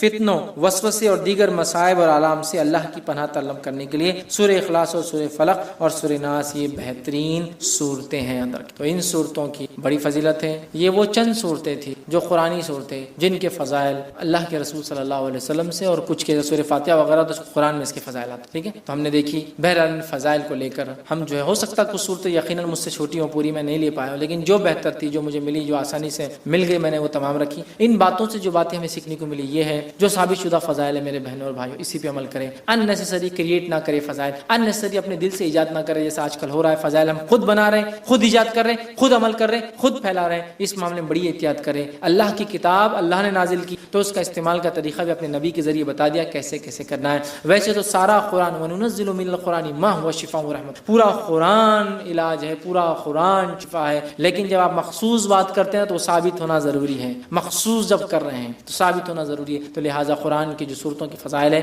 پہلے ہم اس کو معلوم کریں, پھر عمل کریں. کہ ایسا نہ ہو اپنی ساری زندگی من گھڑت فضائل کو ثابت کر کے عمل کرتے رہیں اور آخرت میں جانے کے بعد ہمیں قرآن پڑھنے کا ثواب نہیں بلکہ اس کو اپنے ڈھنگ سے پڑھنے اور اپنے ڈھنگ سے فضائل ایجاد کرنے کے لیے گناہ مل جائے. چونکہ اگر ہم یہ کہتے ہیں قرآن کی یہ صورت کی یہ فضیلت ہے جو قرآن اور حدیث میں ثابت نہیں ہے, تو وہ ہم یہ بول رہے ہیں کہ نعوذ باللہ نبی اکرم صلی اللہ علیہ وسلم کی بات نہیں پتہ چلی تھی, ہم کو پتہ چل گئی. اگر ہم یہ کہہ رہے ہیں کہ قرآن اور حدیث کی یہ فضیلت ہے تو نعوذ باللہ نبی اکرم صلی اللہ علیہ وسلم صحابہ کو نہیں بتایا وہ بات اور ہم تک وہ پہنچ گئی, مطلب آپ نے چھپا لیا. جو بات صحابہ کو نہیں پتہ چلی وہ ہم کو پتہ چلی, یہ ہو جاتا ہے. ایسا کچھ لوگ حروف مقطعات کی اپنی فضیلت ایجاد کرتے ہیں, وہ الفاظ قرآن کے لیکن ان کی فضیلت ثابت, وہ الفاظ نہیں جس کی ثابت ہے. یاد رکھ, سمجھ رہے ہیں بات کو. تو لہٰذا یہ بڑی اہم ضرورت ہے وقت کی کہ ہم قرآن و سنت کو اسی مطابق عمل کریں جیسا قرآن و سنت نے بتایا ہو. تو یہ چند فضائل جو میں نے بہتر سمجھے, جو مجھے ملے, آپ کے سامنے میں نے رکھے. یقیناً میں دعویٰ نہیں کرتا ہوں کہ یہی فضائل ہے, اس کے علاوہ بھی کچھ صورتیں ہو سکتا ہے جو مجھ سے چوک گئی ہو. آپ بہرحال دیکھیے, اگر وہ صحیح حدیث سے ثابت ہے تو بہرحال عمل کرنے میں انشاءاللہ زید کوئی حرج نہیں ہے. میں اسی پر اپنی بات کو ختم کروں گا. اللہ رب العزت سے دعا ہے کہ اللہ سبحانہ تعالیٰ ہمیں اپنی کتاب کا جو پڑھنے والا بنائے, ہمیں اپنی کتاب پر جو عمل کرنے والا بنائے, ہماری زندگیوں کو جیتا جاگتا قرآن کا نمونہ بنا دے. جب تک ہمیں زندہ رکھے, اسلام اور ایمان پر زندہ رکھے. تمام قرآن کے فضائل ہمیں حاصل کرنے کی توفیق عطا فرمائے. جب بھی ہمارا خاتمہ ہو, ایمان پر ہمارا خاتمہ ہو. کوئی بات اگر اس درس سے نہ سمجھے ہو, کوئی سوال تو پوچھ. کسی نے سوال کیا, رات میں جو سورہ پڑھنا ہے وہ پڑھنے کے بعد یا پہلے جو ٹی وی پروگرامز دیکھے جاتے ہیں ان کے بارے میں کیا حکم ہے. کسی نے سوال کیا کہ رات میں جو سورہ پڑھنا ہے وہ تو پڑھنا ہے, لیکن پڑھنے کے بعد یا پہلے جو ٹی وی پروگرامز دیکھے جاتے ہیں, مطلب گولی, مطلب جو کھا رہے ہیں اس کا اینٹی ڈوٹ بھی ہم لوگ لے ہی لیتے ہیں, مطلب میڈیسن کے ساتھ ساتھ اس کا رد بھی, مطلب ادھر دوا کھائی ادھر زہر کھایا. تو صحیح سوال ہے کہ چلیے مطلب پکچر دیکھ رہے, چلو اب سورہ فلق سورہ ناس پڑھ کے جو ہے تھوڑا سا وہ کرتے, تو آپ خود شیطانی چنگل میں پھنسے ہوئے ہیں. اب کیا آپ کو سورہ فلق اور سورہ ناس بینیفٹ دیں گا؟ نیچرل چیز ہے. ٹی وی ہو یا پھر آج کے زمانے میں اسکرینس ہو, چاہے وہ جس کو ہم کہیں گے موبائل کی شکل میں ہو یا دوسری اور, چونکہ آج کل ٹی وی ایک میڈیم نہیں رہا جس سے ہم انٹرٹین ہوتے ہیں یا ویو کرتے ہیں, جس کو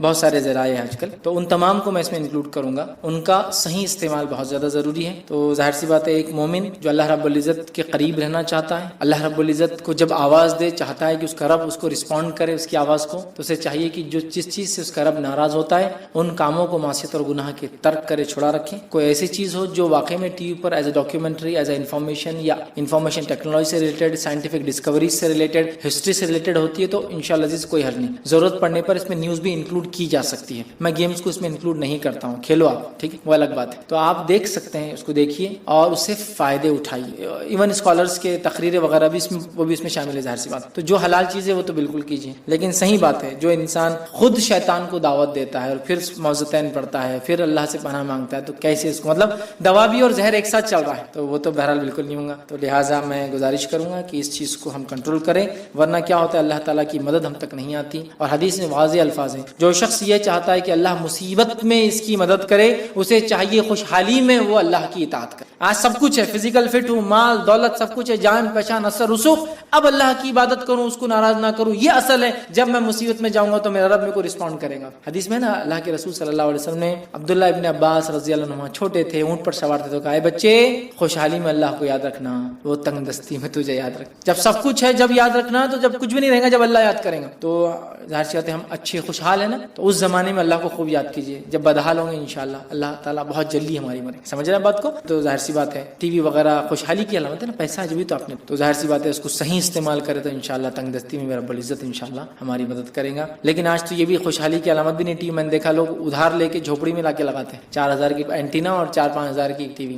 اللہ رحم کرے. مطلب ادھار لے کر نفس پہ ظلم کر کے انٹرٹینمنٹ اتنا اصل ہو گیا, اور ریئل لائف سے ہم سب کترا رہے ہیں, ریئل لائف سے ہم سب کترا رہے ہیں. تو بہرحال میں کہوں گا ریئل لائف میں آئیے. ٹی وی وغیرہ انٹرٹینمنٹ ان کو لگتا ہے جن کے پاس ریئل لائف میں کوئی جینے کا پرپز نہیں ہے. جن کے پاس ریئل لائف میں جینے کا پرپز مقصد ہے, ان کو انٹرٹینمنٹ کی ضرورت نہیں ہوتی. اس لیے کہ دنیا میں اتنے کام کرنے کے میں کہتا ہوں نا, ہمارا ویسٹ آف ٹائم اتنا ہے انڈیا کے اندر نوجوان اور یوتھس کا. ہم اگر چھوڑ دینا تو بہت سارے کنسٹرکٹیو ورک کر سکتے, سمجھا؟ تو بہرحال یہ بڑی اہم چیز ہے, اس کو ہم سمجھیں تو اللہ کے فرمانبردار بنے تو انشاءاللہ یہ تمام چیزیں فائدے بھی دیں. السلام علیکم. فیض بھائی نے جس طریقے سے سوال کیا تھا کہ مطلب جو غیر مسلم لیڈیز جو رہتی ہیں مطلب مسجدوں کے باہر, ان کو جو دعائیں پڑھ کے دیتے ہیں معززین وغیرہ, تو اس کا تاثیر کا تعلق کیا ہے؟ مطلب وہ ہر کسی کے اندر رہے گا یا اس کے اندر بھی لیول آف مطلب تاثیر رہتا ہے؟ کیونکہ جو کنسیپٹ ہے وہ ایسا ہے کہ جو ضعیف ہے یا جو دیندار لوگ ہیں ان کی دعاؤں میں تاثیر زیادہ ہے یا دم کرنے میں, اس تعلق سے تھوڑا سا کلیئرفائی کیجیے. اور دوسرا یہ ہے کہ جو معززین ہیں یا اس کے علاوہ کچھ آیتیں ہیں,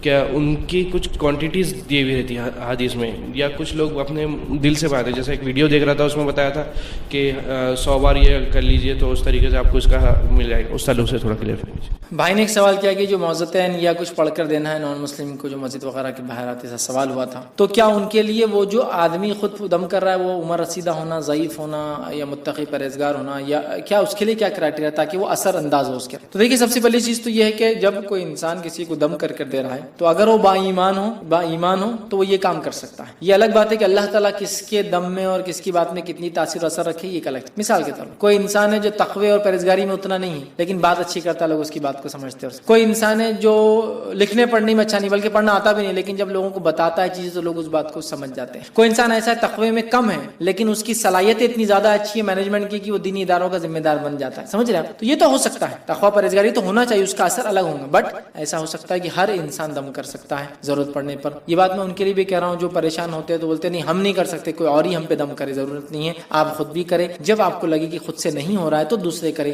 نبی اکرم صلی اللہ علیہ وسلم خود دم کرتے ہیں. جب آپ صلی اللہ علیہ وسلم بیمار زیادہ ہو گئے, آپ نہیں کر پائے, تو میں عائشہ سے کہا عائشہ تم کرو. میں عائشہ دم کرتی اور آپ صلی اللہ علیہ وسلم کے اوپر تھکاتی, مطلب دم کرتی, اور آپ کئی ہاتھ لے کر آپ کے جسم مبارک پر پھیر. سمجھ رہے؟ تو پتہ چلا کہ ایک جو ہے انسان مسلمان اگر ہے تو وہ کر سکتا. ہاں لیول آف ایمان جیسے جیسے بڑھے گا اس کے تاثیر اثر ظاہر سی بات ہے اس سے ریلیٹڈ ہے, وہ انشاءاللہ اس کے مطابق ہی ہوگا. چاہے بوڑھا اور جوانوں میں اس میں تمیز نہیں کر سکتا. حدیث میں تو واضح ہے نا کہ وہ جنت میں نہیں جائیں گا جو بوڑھا تو ہو لیکن زانی ہو. بوڑھا زانی کے الفاظ ہیں, متکبر فقیر کے الفاظ ہیں, مطلب فقیر تو ہے لیکن تکبر کرتا ہے. تو ضروری نہیں غریب امیر مالدار اور چھوٹا اور بڑا, مرد اور عورت, یہ ہم تمیز نہیں کریں گے. ہم تمیز یہ کریں گے کہ تقوی کے اعتبار سے یقیناً اس کی تاثیر ہوگی, اللہ تعالیٰ اس کے وہ کرے. دوسرا سوال کا جو حصہ تھا کیا تعداد, کوانٹٹی. تو دیکھیں جو کوانٹٹی ڈیفائن ہے وہ تو ڈیفائن ہے. صبح اور شام 3 مرتبہ سورہ فاتحہ پڑھنے سے وہ پاگل انسان ٹھیک ہو گیا. 3 کے الفاظ ہیں, 3 بار. صحابہ نے 3 صبح 3 شام اور تھوکا اس میں. اسی طرح سورہ اخلاص کو 10 بار پڑھے تو جنت میں گھر بن جاتا. Quantity defined. اسی طرح سورہ اخلاص, سورہ فلق اور سورہ ناس کو صبح اور شام 3 مرتبہ دم کیا جائے تو مرگی بیماری, ذہنی بیماریوں سے, پریشانی سے انسان محفوظ رہتا. تو دیکھیں یہاں کوانٹٹیز ڈیفائنڈ ہے. جو شخص صبح اور شام 10 مرتبہ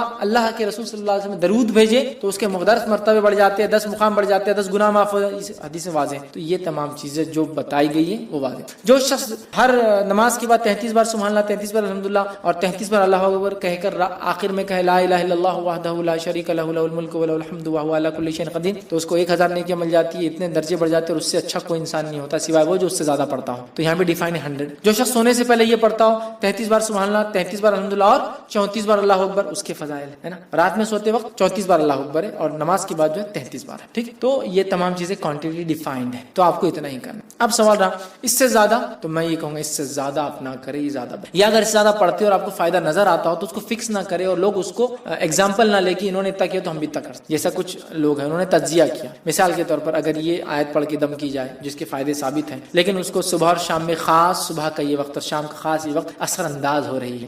حدیث میں صبح اور شام، تو صبح کی ابتدا اور اس کی ایک انتہا ہے نا، پھر دوپہر چالو ہو جاتی ہے، اور شام کی ابتدا اور انتہا ہے نا، تو لوگ اس میں ٹیسٹ کر رہے ہیں کہ یہ کب زیادہ اثر انداز ہو رہا ہے۔ شام بولے تو بالکل مغرب جب ہو رہی ہے نا، اور اسی وقت شیاطین نکلتے ہیں باہر تکلیف دینے کے لیے، تب زیادہ اثر، آدھی رات کو، تو یہ تو ایک الگ چیز ہے۔ رات میں پڑھنا تو کب پڑھنا یہ ایک الگ بات ہے۔ تجزیہ کر کے کچھ وہ کرے کہ ہاں اس میں یہ فائدہ ہو رہا ہے۔ دم کرنا ثابت ہے تو دم ایسا کرنے سے یہ فائدہ ہو رہا ہے، ٹھیک ہے۔ دم میں اگر ترتیب سر سے لے کر پیر اس طرح کیے جائے تو یہ فائدہ ہے، تو یہ تجزیہ ہے۔ تو ایسے تجزیوں میں کچھ مل رہا ہے تو علماء لکھتے ہیں اس پہ عمل کرنے میں کوئی حرج نہیں، لیکن اس کو سنت نہیں سمجھا جائے گا اور اس کو لوگ اپنے لیے ایگزامپل نہیں لیں گے۔ جیسا کہ کچھ شیوخ کے، کچھ بڑے بڑے سلف کے علماء کی مثالیں آتی ہیں کہ بیمار ہو گئے تو کسی نے زمزم پر دم کیا اور جسم پر لگایا اور فائدہ ہو۔ زمزم تو ویسے جس نیت سے پیا جائے فائدہ ہے، زمزم میں شفا ہے، آپ سر پہ ڈالتے تھے تو انہوں نے کچھ دم کر کے لگایا اور فائدہ، لیکن ہم اس چیز کو ایگزامپل لیں گے اتنے بار دم کریں گے تو ہم کو فائدہ ہو، ہم یہ کہیں گے ہوا ان کو فائدہ، ٹھیک ہے، ان کا اپنا تجزیہ بولتے ہیں اس کو، انہوں نے تجربہ کیا اور ان کو فائدے نظر آئے۔ جیسے کہ حدیث میں آتا ہے اذان دینے سے شیطان بھاگ جاتا ہے، کچھ لوگوں نے جب اس حدیث کو لیا تو کہا کہ اذان دینے سے شیطان بھاگ جاتا ہے، تو جس انسان کے اندر اگر شیطان گھسا ہوا ہو تو اذان دینے سے وہ بھی بھاگنا چاہیے۔ جب اذان دی گئی تو واقعی میں تڑپ اٹھ گیا آواز، سمجھ رہے آپ؟ تو آپ کو بولیں گے نہیں، اذان دینا جس میں جن حاوی جس پر ثابت ہے کہ حدیث سے نہیں، لیکن جنرل ٹرمز میں حدیث سے یہ ثابت ہے کہ شیطان بھاگتا، ابھی اس کی آنکھ میں کیا ہے؟ شیطان، ہم اس کو بھگانا چاہتے ہیں۔ اگر میں بولوں کہ شیطان کو بھگانا یہ ٹائم پہ دینا، ایسی اذان دینا، اتنے بار دینا، تو میں بہت بڑی بدعت کر رہا ہوں۔ لیکن ایک جنرل متن سے لے کے میں اذان دے رہا ہوں، ایک بار دینے سے اثر ہو رہا، ٹھیک نہیں، تو ایک سے دو بار تین بار، لیکن وہ ایک جنرل چیز ہے، اس کو میں سنت نہیں سمجھتا ہوں اور تجزیے کے مطابق کہہ رہا ہوں اس کے فائدے ہو رہے ہیں، سمجھے نا؟ تو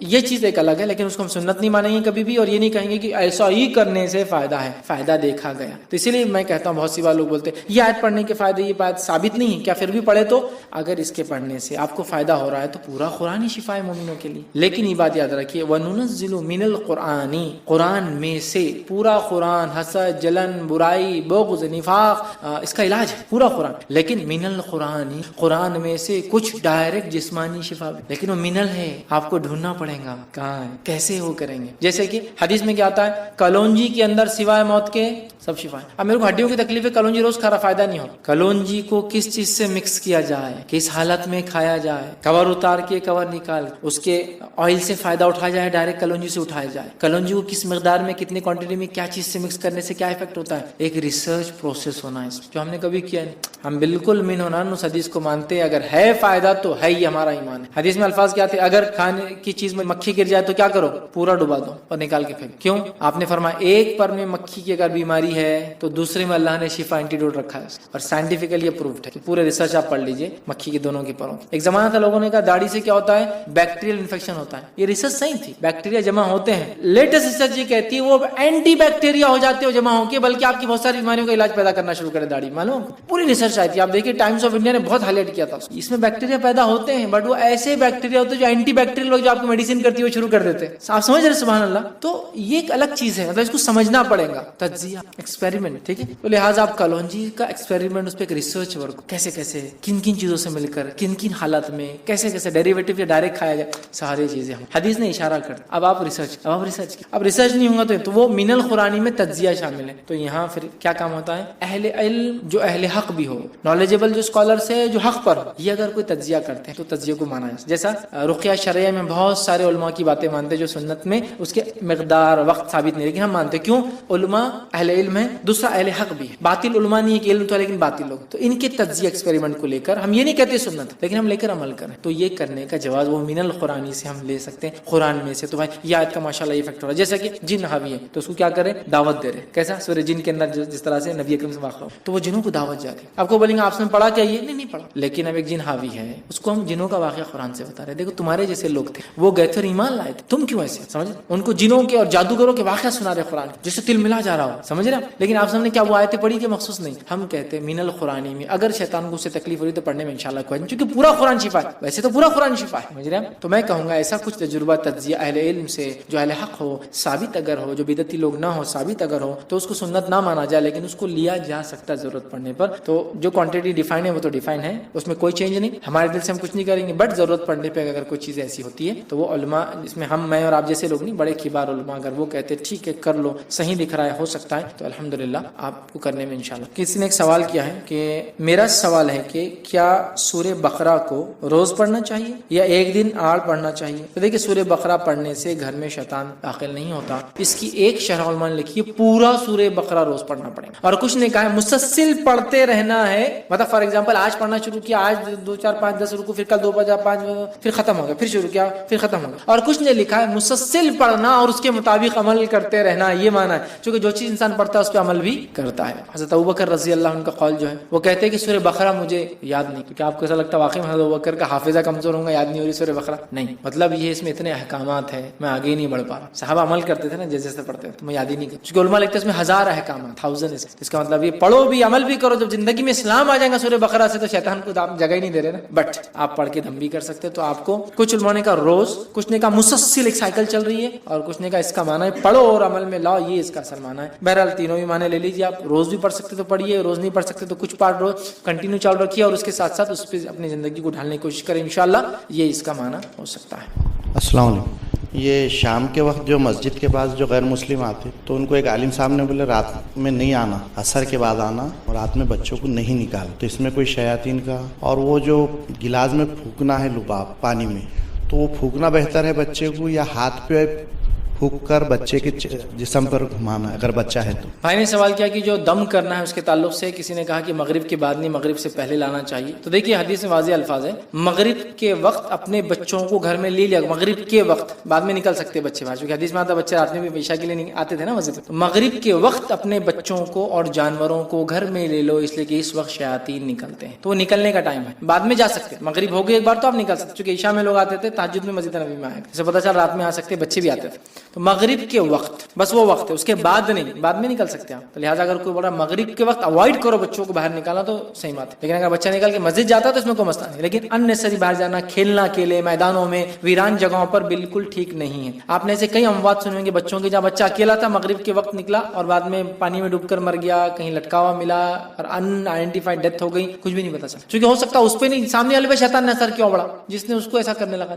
یہ ٹائم پہ شیطانی اثر بڑھ جاتا. ٹھیک ہے, تو بہرحال اس اعتبار سے کوئی کہے مغرب کے وقت نہ لاؤ تو ٹھیک ہے, مغرب کے بعد بہرحال لایا جا سکتا, مسئلہ نہیں. اور یہ بات ہم عمومی جانتے ہیں کہ رات میں بری ایکٹیویٹی زیادہ ہوتی, جن اور شیاطین کھل جاتے ہیں, اور اکثر برائیاں کسی بھی علاقے میں دن میں اتنی نہیں ہوتی جتنی رات میں ہوتی. تو وہ سینس میں ایک جنرل الگ بات ہے, لیکن کوئی کہ نہیں رات میں ہوتا ہی نہیں, ایسا نہیں ہے. مغرب کا وقت ہے جو حدیث کے اندر ڈیفائن. سوال کا دوسرا حصہ تھا بچوں کو جو دم کرنا ہے وہ ہاتھ سے کرنا ہے یا گلاس میں دم کر دینا. دیکھیے جو سب سے ثابت شدہ سنت مسنون طریقہ ہے, یا تو خود کرے یا تو دوسرا کوئی دم کرے, پانی پر نہیں. کیا جا سکتا ہے, وہ بھی جواز ہے, لیکن سب سے اہم چیز ہے کہ اگر فزیکلی بچہ ہے تو پانی کی ضرورت نہیں. کیا کرے, فزیکل دم کر, یوں کر کے ہاتھ یا کر کے کر سکتے ہیں. نبی اکرم صلی اللہ علیہ وسلم کا چھوٹا بچہ لایا, آپ سفر پہ تھے, ایک عورت گود میں لا اور کہا کہ اللہ کے سو فیٹس آتے ہیں, اس پہ کوئی اثر ہے. نبی اکرم صلی اللہ علیہ وسلم نے سورہ فلق سورہ ناس پڑھی, منہ کھولا اور منہ میں اس کو تھوکا, اور وہ بچہ اچھا ہو, چھوٹا بچہ, ڈائریکٹ بلو کیا بچے کو. ٹھیک, تو آپ یہ بھی کر سکتے. تو ڈائریکٹ زیادہ ثابت شدہ, تو بچے کو آپ نے لیا, ڈائریکٹ کیجیے, کر کے ڈائریکٹ کیجیے, ڈائریکٹ کر سکتے ہیں, ملیے, وہ کیجیے, یہ ڈائریکٹ اچھا ہے. اب آدمی نہیں ہے یا بعد میں نہیں آ سکتا تو آپ پانی پر بھی کر سکتے ہیں, جس کو بعد میں استعمال کریں,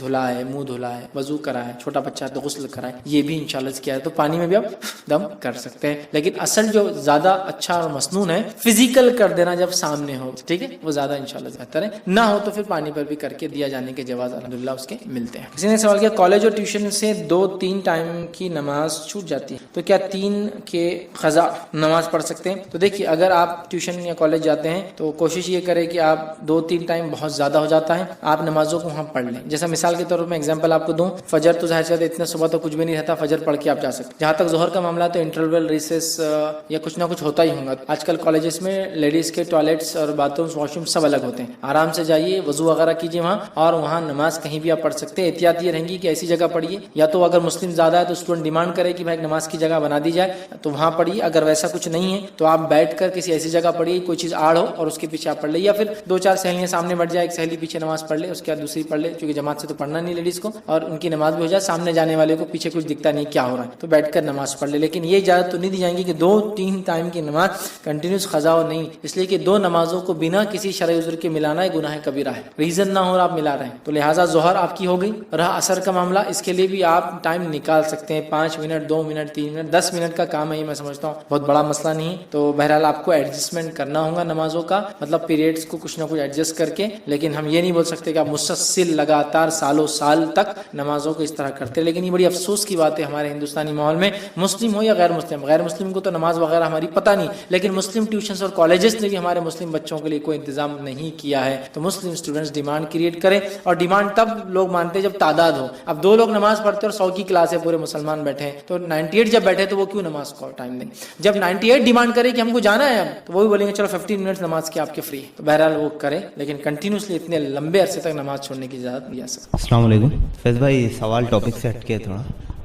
کچھ سائٹس ہیں جس میں مطلب انویسٹمنٹ کرنا ہوتا ہے اور وہ ایڈ کلکنگ جو ہے تو دیتے ہیں. مطلب کچھ لوگ جو ہے تو سائڈ بزنس جو بول کر جو ہے تو اس کو کرتے ہیں, مطلب اس میں کچھ انویسٹمنٹ کرنا ہوتا ہے پھر وہ ایڈ کلکنگ روز دیتے ہیں. تو یہ مطلب یہ کمائی حلال یا حرام ہے؟ اس میں ایڈ جو ہے تو کلکنگ کرنا ہوتا ہے, ٹھیک ہے, تو اس کے وہ ایڈ کلکنگ کے کچھ پیسے دیتے ہیں, تو اس کے بارے میں جاننا تھا. بھائی نے ایک سوال کیا کہ کچھ بزنس آن لائن ہوتے ہیں, اس میں ایڈ کو کلک کرنا پڑتا ہے, اس کے عوض میں ان کو کچھ چارج مطلب پیمنٹ دی جاتی ہے آن لائن, کیا وہ کر سکتے ہیں؟ تو وہ نہیں کر سکتے. وہ کیا ہوتا ہے میں آپ کو بتاتا ہوں. ایکچولی کمپنیز کیا کرتی ہے کہ دوسرے کمپنی سے ایڈ پرچیز کرتے ہیں, اور ہوتا یہ ہے کہ پر کلک چارجز اس سے ملیں گے. تو یہ کیا کرتے ہیں, جھوٹ موٹ کلکس کے لیے الگ الگ لوگوں کو جاب دیتے ہیں, دن بھر کلک کرتے رہو, کلک کرنے سے اس کے پیسے ڈیڈکٹ ہوتے ہیں, جس کا ایک پارٹ سمجھو فار ایگزامپل 10 پیسہ یا 1 روپی پر کلک اگر ہے تو ایک پارٹ 70 اس کو دیتے, 30 اس کو دے دیتے ہیں. چونکہ ان کو ایک جگہ سے نہیں رینڈم کلکس چاہیے, تو وہ لوگوں کو مختلف شہروں میں اپوائنٹ کرتے ہیں. ان کا کام ہوتا ہے کلک کرتے رہنا, بس ایڈ پہ کلک ہوا وہاں چلے جاتا ہے کہ ایڈ ویو ہوا. ایڈ ویو ہوا مطلب آپ کو اب چارج پے کرنا پڑے گا. لہٰذا یہ ایڈ کلک کرتا, وہ ادھر ویو شو کرتا,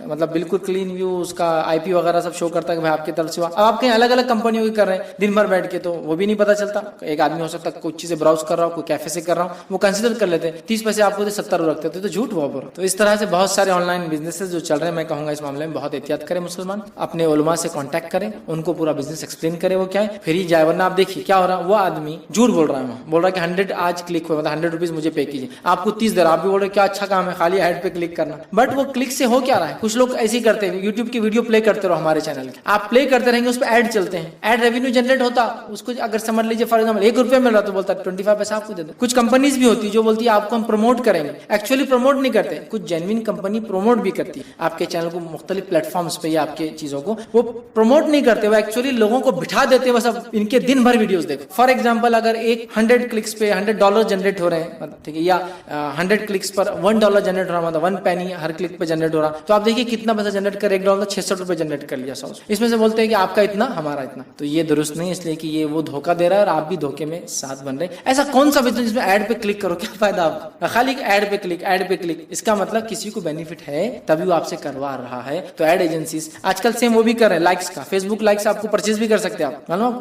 یا آپ ٹویٹر کے لائکس کر سکتے ہیں. مجھے بھی میسج آتے ہیں کہ آپ کا ہینڈل بہت کم ہے, صرف 6000 لوگ ہیں, آپ پبلک فگر ہے, ہم اتنے بڑھا دیں گے. مطلب میں یوز ہی نہیں کرتا تھا بڑھا کے, لیکن وہ فیک بڑھاتے ہیں. کیسا کرتے ہیں, ان کے لوگ ہوتے ہیں, وہ فیک آئیڈینٹیٹیز سے کیا کرتے ہیں, کلک کرتے ہیں, بٹ 2 سے 3 مہینے واپس وہ فگر ڈاؤن ہوتا ہے. ہر روز 100-200 کم ہوتے ہیں اس میں, معلوم, چونکہ اکاؤنٹ فیک ہوتے ہیں. تو یہ سب چیزیں درست نہیں ہیں. تو بہرحال وہ جو آپ کے دوست کام کر رہے ہیں ایڈ پہ کلک کرنے کا, وہ ایک طرح سے تعاون ہے ایک غلط کام کے اندر, چونکہ اس سے وہ کسی کو دھوکہ دیتا ہے اور آپ کو کچھ بینیفٹ خود اٹھاتا ہے, درست نہیں ہوگا. اور ایسے آن لائن جتنے کام ہیں آپ علماء کو بتائیں اور اس کے مطابق بتانے کے ان کے مشورے سے بہرحال آگے کریں, چونکہ انٹرنیٹ کا معاملہ ایسا بہت ساری عجیب و غریب چیزیں چالو ہیں, بہتر ہوگا آپ ان کو بتائیں پھر عمل کریں. کسی نے ایک سوال کیا ہے, فجر کی فرض رکعتوں میں سورہ فلق اور سورہ ناس 3 ٹائم پڑھنا کیا سنت سے ثابت ہے؟ تو دیکھیے فجر کی فرض رکعتوں میں سورہ فلق اور سورہ ناس 3 وقت پڑھنا سنت سے ثابت ہے. ہاں, یہ 3 وقت پڑھنا سورہ فلق, سورہ ناس اور سورہ اخلاص رات میں سونے سے پہلے ہے, وہ ثابت ہے. لیکن 3 بار فرض نماز میں چونکہ رکعتوں میں ثابت نہیں, آپ کو پڑھنا ہے تو ایک سورت کو آپ بار بار پڑھ سکتے کسی نماز کے اندر, اس سے مانیت نہیں ہے, انکار نہیں ہے. بٹ آپ کسی خاص مقصد سے نہ پڑھے کہ 3 بار پڑھنے سے کسی نے بتا دیے فضائل, وہ سب درست نہیں. لیکن آپ کو نماز لمبی کرنا ہے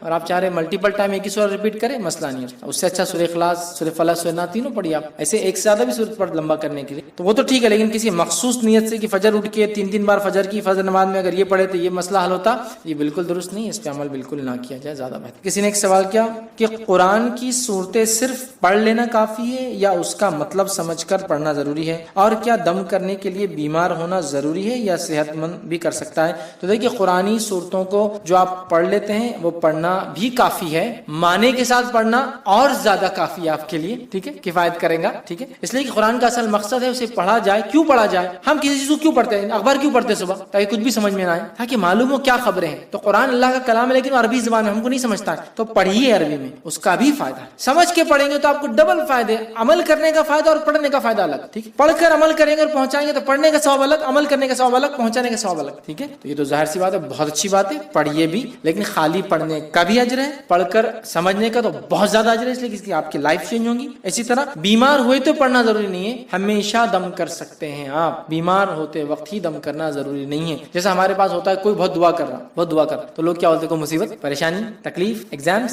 ابا کی جاب چلے گئی, یہ سب چیزیں, اچھا رشتہ طے ہو رہا اس لیے, تو بولتا نہیں کچھ بھی نہیں, پھر دعا کیوں کر رہے ہیں آپ, سمجھ رہے ہیں آپ. اس لیے کہ ہمارے پاس دعا کا کانسیپٹ یہ ہے کہ جب مصیبت, پریشانی, تکلیف میں ہو تو کیا جائے, مطلب دعا مطلب اسٹیپنی ہے, ایکسٹرا ویل ہے جو رکھا ہوا ہے جب ضرورت پڑنے پہ لگتا, جبکہ دعا اسٹیئرنگ ویل ہے جو ہمیشہ ہی لگتا ہوں. دعا ہمیشہ ہونا چاہیے, وہ اسٹیئرنگ ویل ہے, اس کے بغیر زندگی نہیں چلنا. ہمارے پاس اسٹیپنی رہتا ہو, کبھی نکلتا بلکہ لوگ دیکھتے اچھا کوئی مصیبت دکھ رہی, ویسا نہیں. تو اسی طرح بیمار ہونا ضروری نہیں. جیسا ہمارے پاس ایک کانسیپٹ بتاتا ہوں, برا مت لگنے دیجیے, لیکن یہ کانسیپٹ ہے. ہم صدقہ کب دیتے, مصیبت کے آ کے جانے کے بعد. حدیث میں کیا ہے, مصیبت آنے سے پہلے صدقہ دو, وہ اللہ کے غضب کو ٹال دیتی ہے. اور ہم کب دیتے, ایکسیڈنٹ ہونے والا تھا نا, چل صدقہ دو جلدی. ایکسیڈنٹ نہ ہو اس سے پہلے دینا تھا صدقہ آپ کو. سمجھ رہے آپ ہم کہاں غلطی کرتے ہیں. ہم لوگ صدقہ کب دیتے, بھالو بال بچ گیا ہمارے ایکسیڈنٹ سے, ارے میرا بیٹا بچ گیا, اکلوتا تھا, یہ لوتا تھا, وہ تھا, چلو اب جلدی صدقہ دو. یہ صدقہ تو اگلے کے لیے پریکاشن ہے, لیکن پچھلے کے لیے تو ہم کیا کرتے ہیں, ہونے کے بعد یاد کرتے ہیں. صدقہ ہمیشہ دیجیے, صدقہ بلا اور مصیبت کو, اللہ کے غضب کو ٹال دیتا. تو پہلے دینا ہے, بعد میں بھی اچھا ہی کر رہے آپ, دے رہے شروع کر دیجیے. تو بولنے کا مقصد یہ, ہم بس چیزوں کے بعد ہوتی کوئی بھی چیز ایکشن میں آتے ہم لوگ. تو اسی طرح ہے, تو یہ جو موضوعات پڑھ کے دم کرنا ہے, نبی اکرم صلی اللہ علیہ وسلم ہمیشہ پڑھتے ہیں, بیماری میں زیادہ پڑھتے. کوئی یہ نہ سمجھے کہ بس بیماری میں ہی پڑھنا ہے, ہمیشہ. تو لہٰذا آپ صحت مند ہیں تو پڑھیے, بیمار ہے تو پڑھیے, اچھے ہے تو پڑھیے, برے حالات میں ہے تو پڑھیے, ٹینشن میں ہے تو پڑھیے, خوشی میں ہے تو پڑھیے, پڑھتے رہیے, ہمیشہ پڑھتے. السلام علیکم. شیخ, ایمان میں اضافے کے لیے کون سی چیز ضروری ہے؟ اضافے کے بھائی نے سوال کیا کہ ایمان میں اضافے کے لیے کون سی چیزیں ضروری ہیں, مطلب کیا چیزیں ہیں جس کے کرنے سے ایمان میں انسان کے اضافہ ہو سکتا ہے. تو دیکھیے بہت سارے اعمال ہیں جن کے کرنے سے انسان کے ایمان میں اضافہ ہوتا ہے, جس میں سب سے اول ہے علم کا حاصل. نالج ہوگا تو ایمان اسی کا بیس ہے نا, کیونکہ ہمارے پاس اکثر لوگ جاہل رہتے ہیں اور ایمان کی بات کرتے ہیں. نالج بیس ہے ایمان. صحابہ ایک ایمان پہ تھے اسلام سے پہلے, نبی اکرم صلی اللہ علیہ وسلم آئے, پھر ان کو ایمان کیا ہے بتایا, اور حقیقت بتائی, رب کون ہے, کیسا ہے اور کیا ہونا چاہیے. سمجھ رہے آپ, تو ان کی لائف چینج. تو سب سے بیسک چیز ایمان کے لیے ہے کیا ہے, علم کا ہونا. علم کے ہونے کے بعد فرائض پر عمل کرنا, اس لیے کہ ایمان میں کمزوری آنے کی سب سے بڑی وجہ ہے کہ فرائض پہ انسان عمل نہیں کرتا ہے. اور آپ صلی اللہ علیہ وسلم فرمائے, اللہ سے سب سے قریب بندہ ہوتا ہے فرائض پہ عمل کر کے, اور اس کے بعد نفل. جب فرائض پہ عمل کر کے اللہ سے قریب ہوتا ہے اور پھر نفل کرتا ہے, تو اللہ اس کا ہاتھ بن جاتا ہے جس سے وہ اٹھاتا ہے, اس کی آنکھیں بن جاتا ہے جس سے وہ دیکھتا ہے. اس کا مطلب یہ نہیں کہ اللہ اس کے جسم میں حلول کر جاتا ہے, اس کا مطلب یہ ہے کہ اللہ تعالیٰ اس کے ہر چیز کو گائیڈ کرنا شروع. ہاتھ وہاں ڈالتا ہے جہاں بینیفٹ ہے, نظریں وہاں ڈالتا ہے جہاں فائدہ ہے, قدم وہاں چلتے جو فائدہ. لیکن فرض کے بعد, فرض سے تو اللہ کے نزدیک سب سے بہتر عبادت جس کو پسند کرتا ہے وہ فرض ہے, اس کے بعد نفل. تو پھر آپ فرائض کا ہم اور آپ اہتمام کریں. اس کے بعد ہم دینی لوگوں میں رہیں, ایسی مجلسوں میں آئے جائے, ایسے ماحول میں رہیں جو ماحول دینی ہو, جس سے کیا ہوتا ہے, علم میں اضافہ ہوتا ہے, عمل میں بقا رہتی ہوتا ہے, آدمی عمل میں باقی رہتا ہے, اور عمل میں باقی رہنے سے ایمان بڑھتا ہے. اسی طرح چوتھی چیز ذکر کی کثرت. ذکر کی کثرت سے انسان کے ایمان میں اضافہ ہوتا ہے, جس کی جیتی جاگتی مثال رمضان کا مہینہ. ذکر کا لیول بڑھ جاتا ہے تو عمل کا لیول بھی بڑھ جاتا ہے, ایمان کا لیول بھی بلند ہو جاتا ہے. یہ ہے یاد رکھیے. تو کمپنی ہو, صحبت, اس کے بعد ذکر اللہ کے ذکر میں انسان جو ہے مشغول رہے, یہ بھی ایک وجہ ہے جو ایمان میں اضافے کی. تو بہرحال یہ چند وجوہات ہیں جن وجوہات کی بنیاد پر علم حاصل کرے, فرائض پہ اہتمام کرے, اچھے صحبت میں رہے, مجلسوں میں رہے, مطلب جڑے رہے کسی نہ کسی سے, طبقے سے, گروپ سے, جماعت سے, جو بھی ہو سکتا ہے. اسی طرح ذکر کا جو ہے ہم ہمیشہ اہتمام کریں. یہ بہت بیسک تھی 4 چیزیں جن کو انشاءاللہ کریں گے تو ایمان میں اضافہ ہوتا ہے. اس کے علاوہ بہت ساری چیزیں, لیکن وہ چھوٹی چھوٹی ہوتی ہے. جیسا کہ ایمان کی نفی کرنے والی چیزوں سے بچیں, اس سے بھی ایمان بڑھتا ہے. جیسے کہ آپ نے فرمایا جب انسان زنا کرتا ہے تو ایمان نکل کے اوپر چلا جاتا ہے, جب وہ عمل چھوڑتا ہے تو یہ اندر آتا ہے. تو کوئی پتا چلا زنا کے حالات میں مر گیا تو علماء لکھتے ہیں پھر ایمان مر جائیں گے, ایمان نکل جاتا ہے. تو پتا چلا ان اعمال سے بچے جس سے ایمان کمزور ہوتا ہے, نکل جاتا ہے, تو ایمان خود بخود بڑھتا ہے, یہ بھی انکلوڈیڈ ہے. تو ایسے اور بھی اعمال ہے جو قرآن و سنت میں ان کے کرنے سے ایمان بڑھتا ہے, بٹ یہ بیسک 4 چیزیں تھی. اس سے کرنے سے انشاءاللہ ہمارا ایمان بلند بلند بلند بہرحال ہوتا جاتا ہے, بڑھتا چلا جاتا ہے. اور عام آدمی کے ایمان کی مثال ایسی ہے کہ وہ کبھی بڑھتا اور گھٹتا ہے. انبیاء کا ایمان صرف بڑھتا ہے, صحابہ کا ایمان ایک لیول تک گیا اور رک گیا, گھٹا نہیں کبھی. اور عام لوگوں کا ہمارا اچھی مجلسوں میں گیا بڑھ گیا, برے لوگوں میں گھٹ گیا, ذکر شروع ہو گیا بڑھ گیا, ذکر کی کمی گھٹ گیا, علم حاصل کر رہے تھے بڑھ گیا, علم حاصل کر رہے عمل کر رہے جنت جہان تذکرے, علم حاصل کرنا چھوڑ دیا گھٹ گیا, فرائض سے عمل تھا بڑھ گیا, مزید جا رہے لوگوں سے مل رہے عمل سے گھٹ گیا. تو لہٰذا یہ کرتے رہے انشاءاللہ, تو اس سے ایمان بڑھتا رہے گا اور انشاءاللہ عزیز ہم اس سے باقی رہیں گے, اور مرنے تک یاد رکھیے ہم کو اس کے لیے کرتے رہنا چاہیے. آخر میں ہم بات ختم کریں گے. آخر دعوانا الحمدللہ رب العالمین.